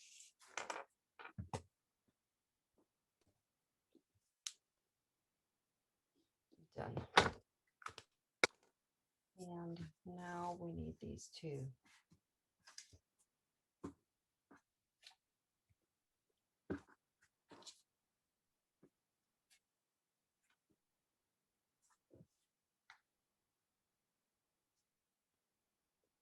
This looks good. So we're gonna fold here.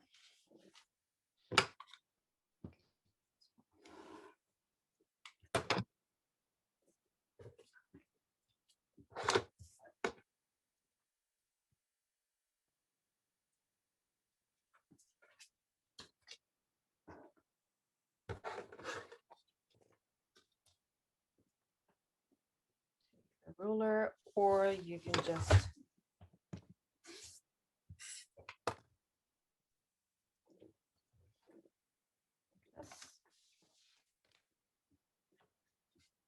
wrong side of the fabric, wrong side of the paper.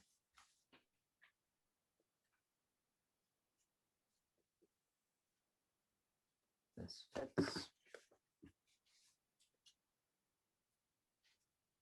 We're gonna do this. So again, along the seam allowance.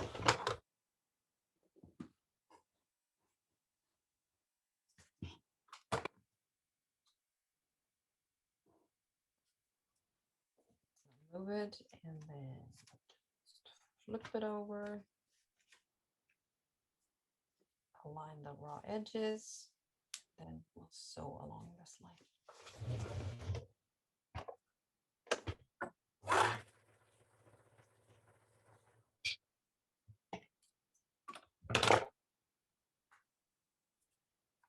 There we go. Here and press.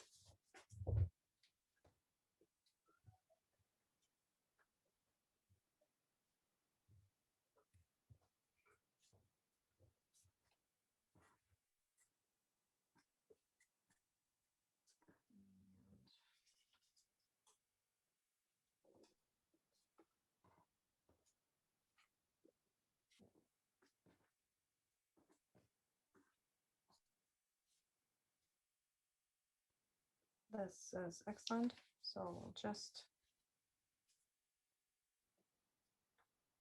use this and sew along this line.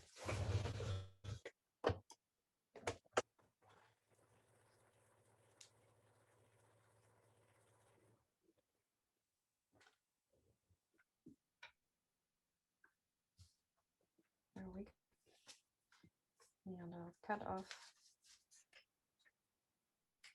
So if you fold this back, then you can just cut your seam allowance along here. And more Christmas ornament scraps. Done. Press, glue, and then the next one. So we only have 4 more segments. How are you guys doing? Getting there? Let's have a Coming little up? I think so. I think we have a mixture of sewing faces. Okay. And again, I'll take the rotary cutter and the ruler.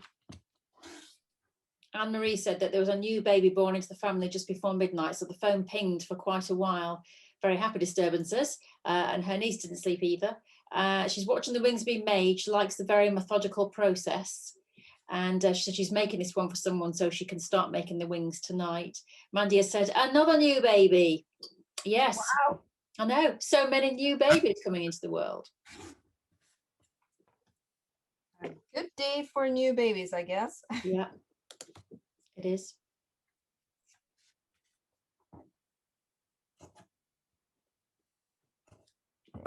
Yep.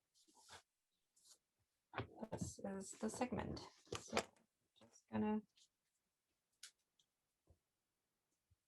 use a little bit of glue. I did this already. So can I ask a question, please? Absolutely. I've got this awful feeling that you're going to say unpick it. But can you see what I've done here? I've attached my bit. I see, and it's too short. And if you turn it over, it's literally Too short. This much though. Is it in the seam allowance? It's in the seam allowance, but it covers the little pokey bit at the it covers. Then it's okay as long as it's not an outside line. Okay, Is can it you an see outside there? seam? No, it's an inside seam, so it doesn't really matter. I think it's an inside seam, isn't it? Is that the inside seam? Towards the yeah. Isn't it? Because can you see how short it is? It is, yeah. Shall I, will it? It should work. See, if it is, I think it's this. So it's this, hang on, which way does it go up? This way. And it's this seam, oh, sorry, it's this seam here.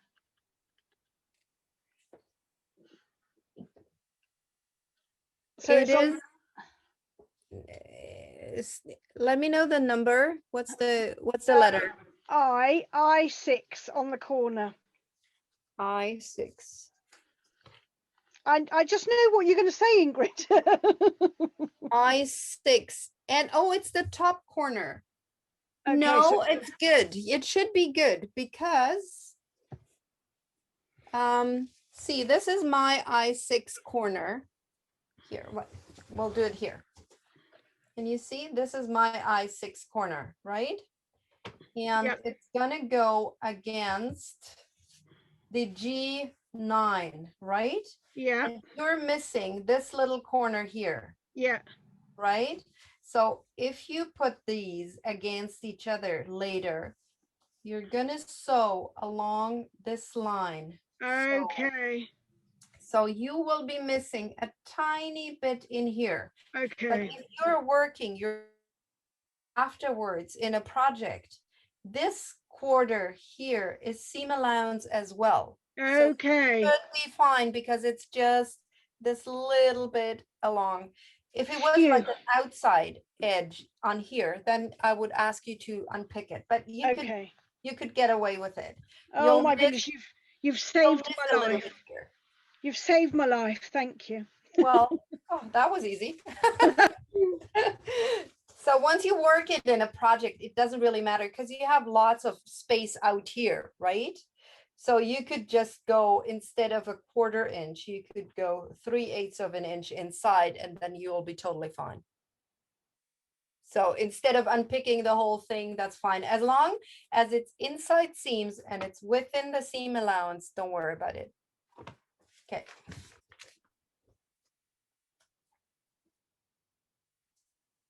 So we have 4 more segments. I'm not sure if we will be able to finish all of them in time. So if we run over by, if we sort of run over by 15 minutes, is that okay, Ingrid? Absolutely. No, for me, is that okay with everybody else? Because obviously we started 15 minutes late, didn't we? Yeah. That's not a problem at all. I'm just, because the other important thing that we should know or work on is attaching two segments later on, because we have to take out the paper. So I will do, let's see which one. Oh, we can work with that one. Okay. So we will do K and B now, next. And are you guys fine with me doing it a little bit quicker? Or do you want me to go slow and show you again the process? But I think you're good, right? No, I think, Yeah, go on. I was going to say, Rachel, I think with the video that we can keep watching backwards and forwards, I think it's just a brilliant idea. Yeah, so I think you need to show us as much as you can really now, Ingrid, and then people can just work at their own pace on YouTube. Do you all agree? It's better to get more on the video, isn't it, now? Because you've had a really good basis. So now let's try and get through as much as we can, Ingrid, so that exactly. So then I'll just perfect. finish these at a quicker pace.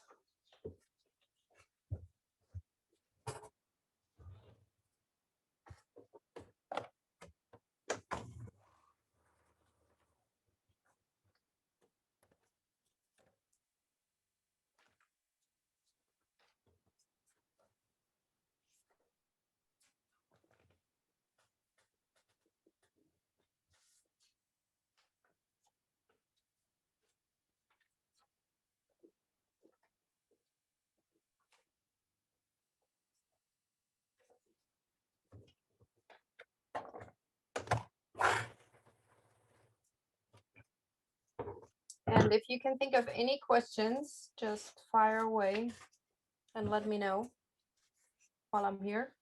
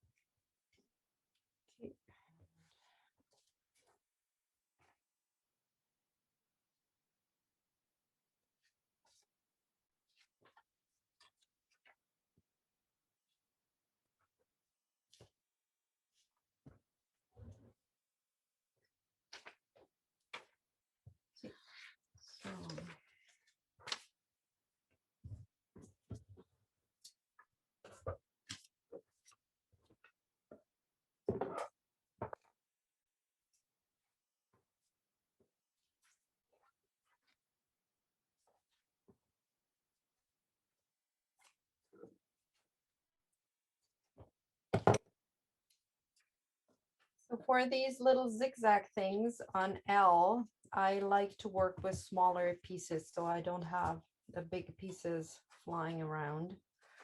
And so I'll do these quickly one after another.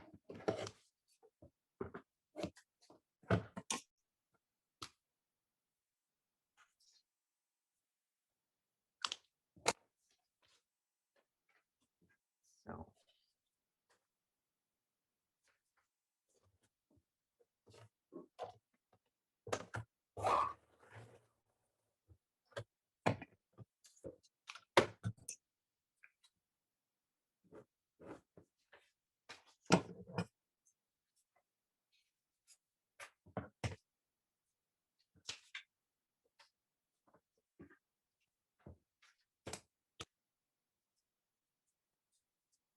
And I always use the glue stick, as you can tell, because it just keeps everything nicer in place. So it's not falling off, and it just makes it.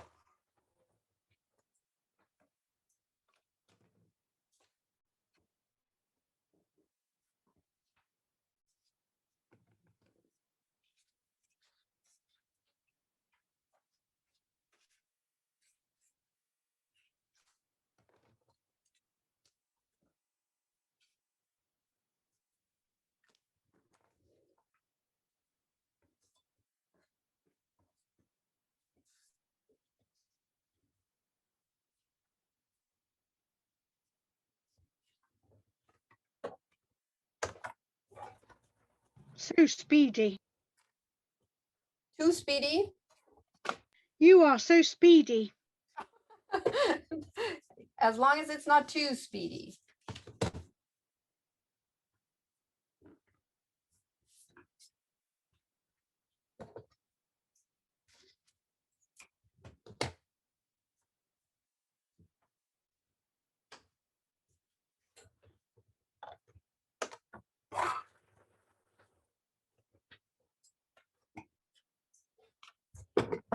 Even if you would go a little bit over, like I did here, it doesn't really matter because the other fabric will go along here. So it doesn't matter whether you have a few stitches in there. It won't show and it won't make a difference.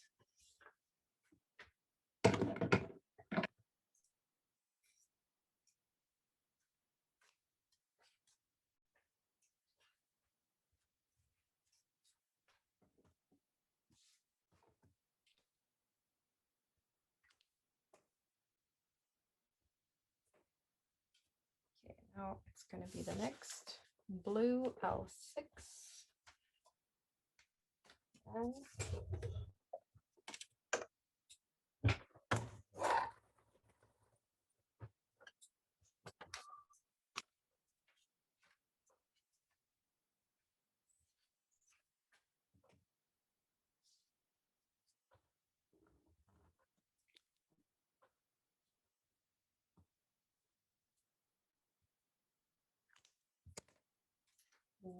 L7.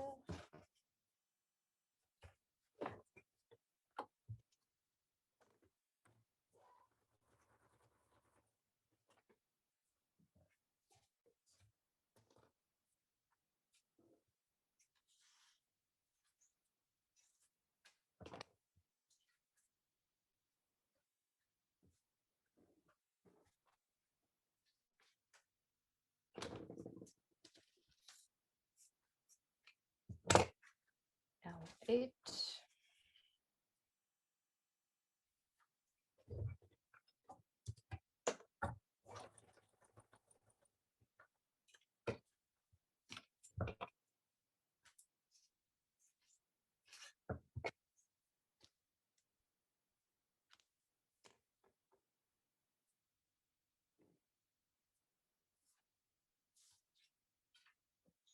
L9.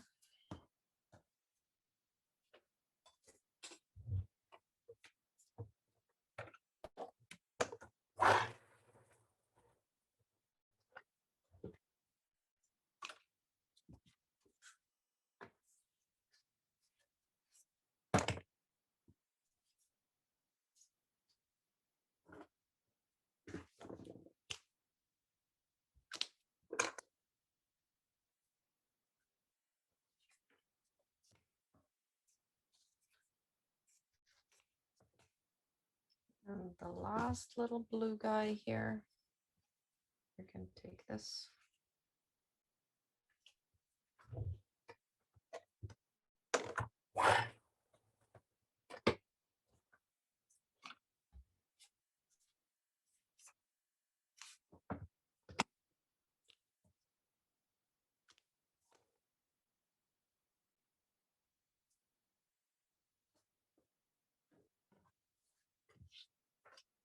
And one more yellow along.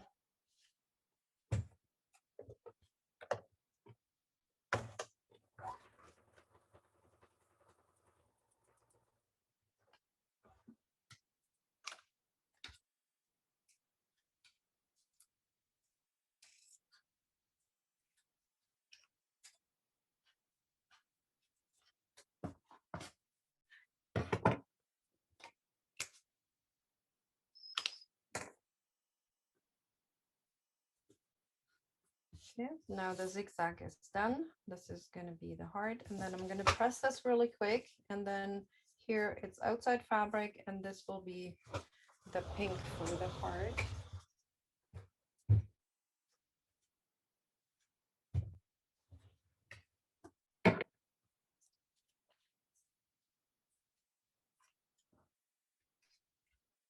We can cut these off. Okay. We will do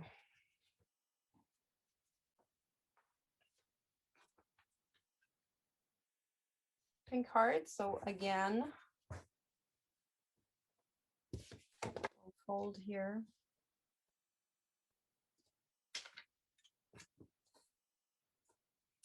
And we could also do this.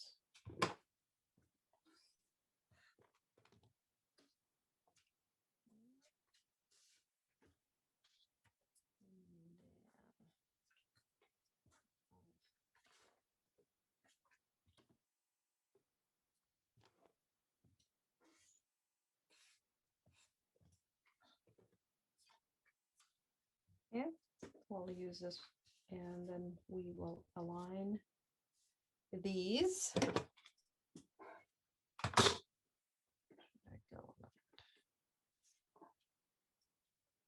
Okay, and then just keep these aligned, and also along here.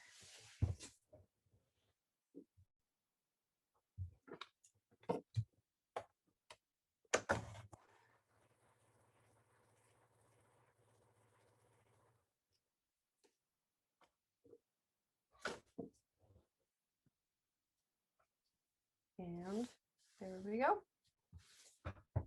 Press.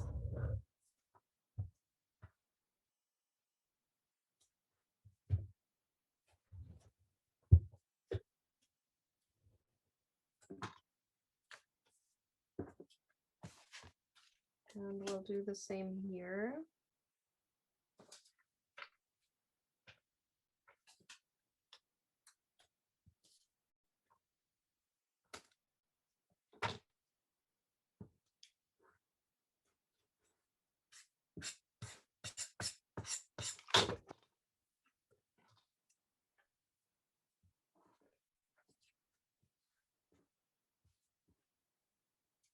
Lay it on the fabric, wrong sides together, cut along here.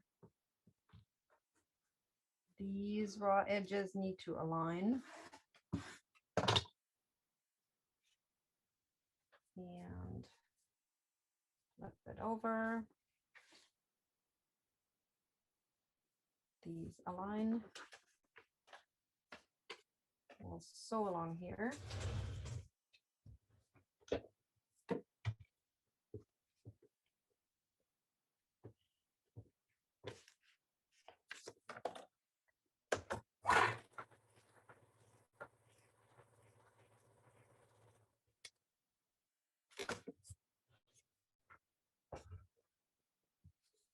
There we go.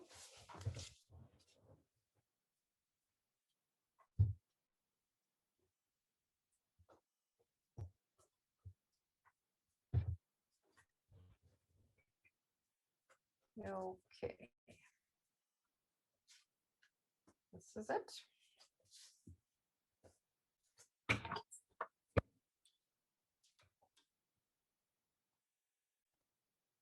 So now there's only 2 more segments missing. But I think that'll be a little bit tight. How are we doing? Good? Yes? Yep. Yep, yep, yep.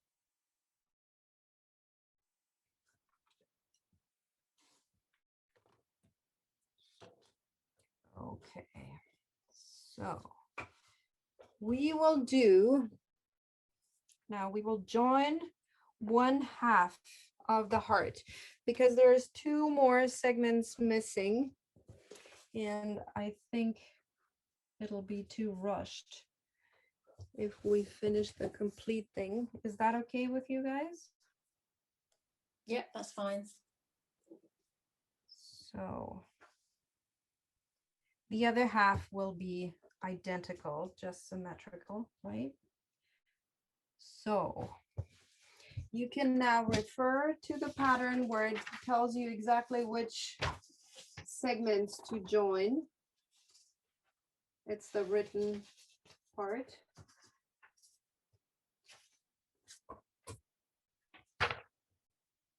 It tells you sew together H and G, sew together L and K. So you know exactly which segments to join. But if you lay them out the way they are on the numbered overview, then you will know automatically which ones to sew together. So I'm gonna start with A and B, add these 2, and then I will add these 2, F and E. So these 2 will be joined here. And if you worked the way you were supposed to and you didn't cut off any paper or you sewed outside the lines, then these should always match perfectly. Okay, so now we're gonna join these 2 segments here and sew along this line, and then it'll automatically match this line underneath. If you want to double check if there is a line that should meet this one, you can tell here if you hold it. Some people, they pin it and then double check, because if you're off by 2 or 3 millimeters, then you can tell. You can also just pin it here and see whether it's ending up on the same side once you sew this. Can you see? So this is aligning here. Okay, or you can just hold it. I usually hold it with my finger and just double check that it's right where it's supposed to be. Because sometimes when you're like, if you were off a little bit and then you have to move it 1/2 millimeter. So you just double check first and see, okay, it's aligning. If it's not, like, let's say it was like this, then you could move this a tiny little bit so it would align. Okay, so I'm going to sew this. This is now the way it's supposed to be, hopefully.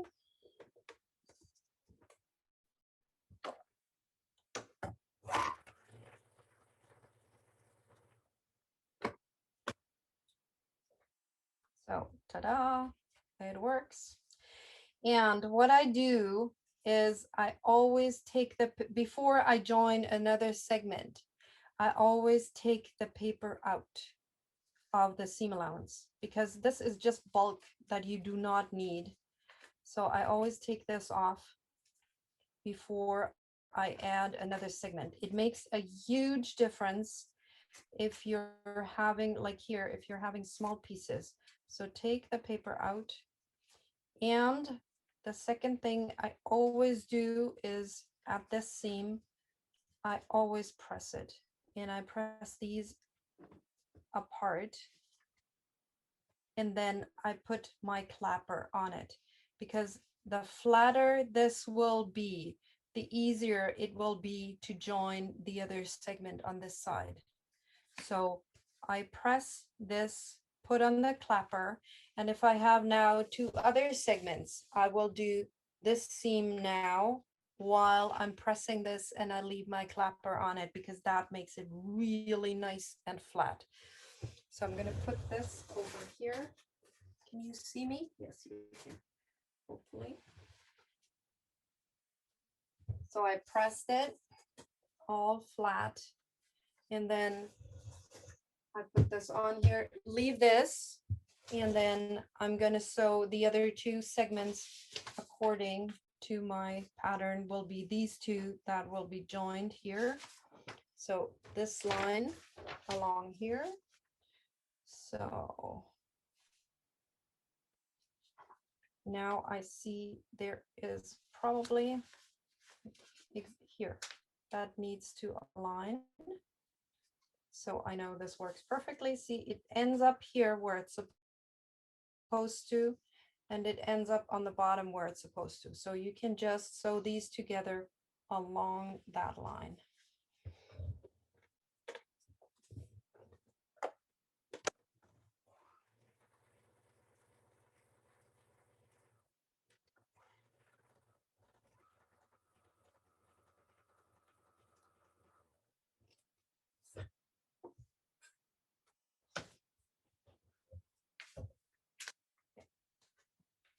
Can you tell?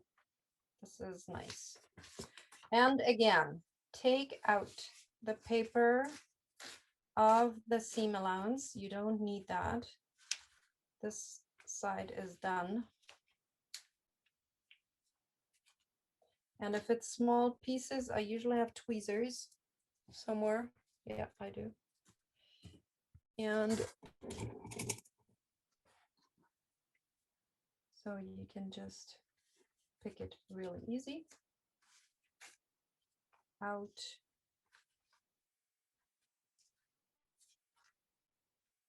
Take this out.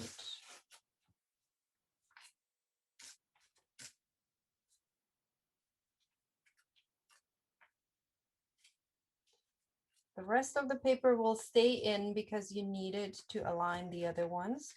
And again, press the seam allowance and put on whatever. You can also put even just a book or something, to something heavy, so they get nice and flat if you don't have a piece of wood.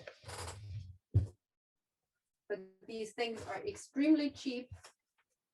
I think you can get them anywhere. And leave it on and see how flat this now got. It's almost, so it makes your life so much easier. And next will be, no, I'll move this. So next will be this one. And again, usually this corner, that corner should be fine. Double check. This doesn't even need to align anywhere, so this is fine. You can just sew this line along. And always make sure these raw edges really align. If you're off, this will throw off your whole block. So as long as if you stay within your lines, nothing will happen. Oh, sorry.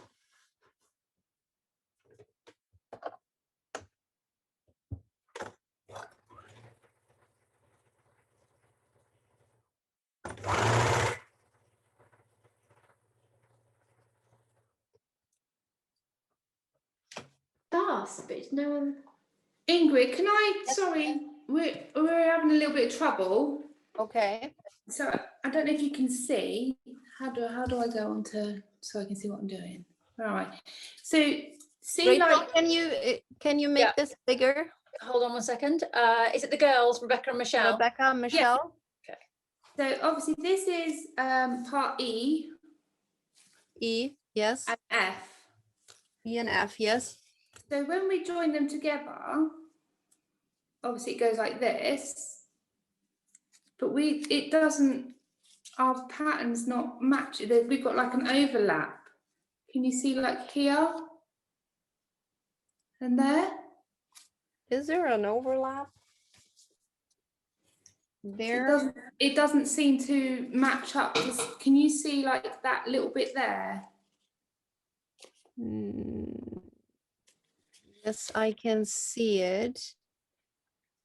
But if you flip it backwards again and make sure these two seams, like the We can't see you, sorry. Oh, sorry. Yes, Sorry. Hang on. Yeah. Okay, there you go. okay, as long as these corners here align, if it's off here a tiny bit, it doesn't matter. Make sure that it aligns here. Okay. You know, so as long as that seam allowance, even if it's, see, even with mine, it's probably off here a tiny bit, even if it's a little bit more. Okay. As long as this seam here aligns, that one, then this shouldn't be too much. Okay, because that's in the seam allowance, isn't it? So, exactly. Yeah. Okay. All right. So, okay. Exactly. Here, if you align here and you make sure that seam aligns, then whatever here is the seam allowance. So if it's off a tiny bit, it doesn't make a difference. So if I do that, I'm still off on the inner side. But it's not going to be too much, is it? No. No. It doesn't matter. This will be seam allowance, so it will be inside the block. You won't see it. Okay. All right, as long as that seams matches. Yeah. Okay. Thank you. Okay. That line the line that goes from one section to the next is not necessarily a straight line, right? They meet there and then it doesn't form a straight line, but in fact turns at that point, right? It shouldn't. It should be a straight line. If it's, which one did you sew together? F and E? F and E. Or which one did you sew together? H and J. For me, it's F and E. So F and E. If the line between F and E. Yep. So the edge of this plane is going to come to this, and the angle here is going to be steeper than the angle here as you're lining them up. Shouldn't be. It should be. This is one line. I'm not talking about that line. I'm talking about the line between the pink and the turquoise on the top and the purple and the turquoise on the bottom. That line there goes up. Yep. And this goes down. Yes. Right. So it's not a straight line there. So if I was trying to align that to be straight, and it's not. No, it's not, because it's supposed to be flames that are going out this way, and this is just the head of the heart. So this goes a little bit up and this slants this way. Yep. Thank you for okay. Just to say as well, so Rose said, what was the wooden thingy called? And it's called a clapper. Anne Barrett very kindly said that's what it was to everybody. And she said, now, Anne, I'm not sure if this was a question or just a statement. You said you press the seam between the sections open, ? But yes, you do. I do. Usually I do. Sometimes if it gets, it depends on, sometimes if it gets too bulky, if I would press them open, I would let's say, for example, here on this part, you can maybe not press it open because of the zigzag here. It is pretty bulky and it would be easier to just fold it in one direction. Yeah. You could also do that, which you will know whichever feels flatter. So if this is like here, I would probably not press it open, but would press it to one side because here there's more layers. So I would just fold it like that and then press it this way. Okay. Okay, so I'll, yes, Anne Barrett said it works on the notion that the fabric retains the shape it had when it cooled, so I believe it helps to remove the heat while keeping it flat. She uses it with a woolen mat and she's noticed some improvement, but not a huge difference. yes, the wool mat I have tried. To me, it does make a really big difference. And I just like the harder surface of the ironing board better than the softer, spongy kind of wool thing. So that's why I use that. And then, so we aligned these, and now the third one is this. So again, this should match. Let's see if there's a line that needs, yeah, it's this one. So we make sure this one aligns, but it fits perfectly. So we're going to sew along here.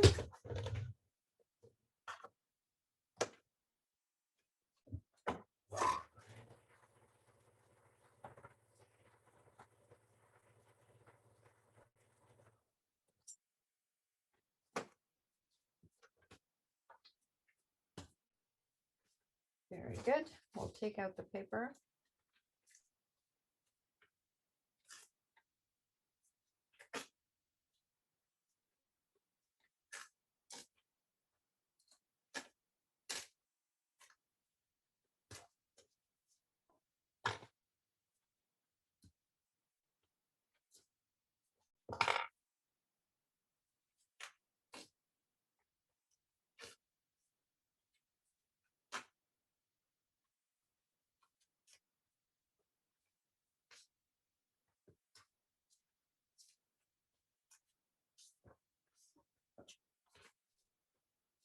And we'll press it here again. I will press it to one side.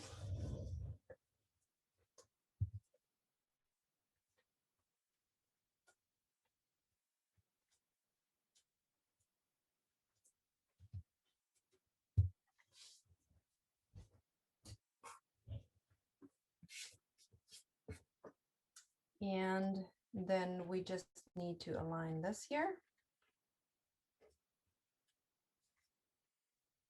And there is no matching seams either. So there is nothing that we need to pay attention to in particular. So we can just here.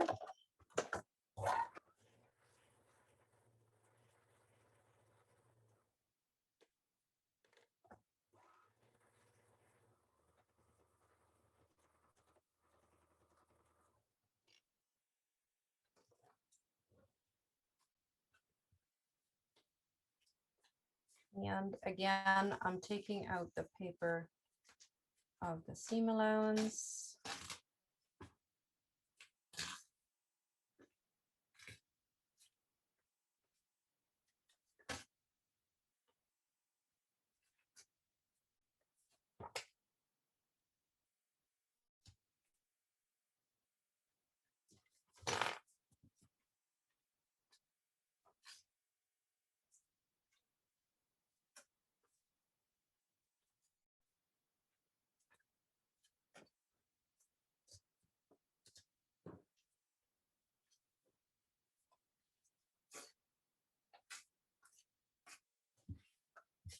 And press it.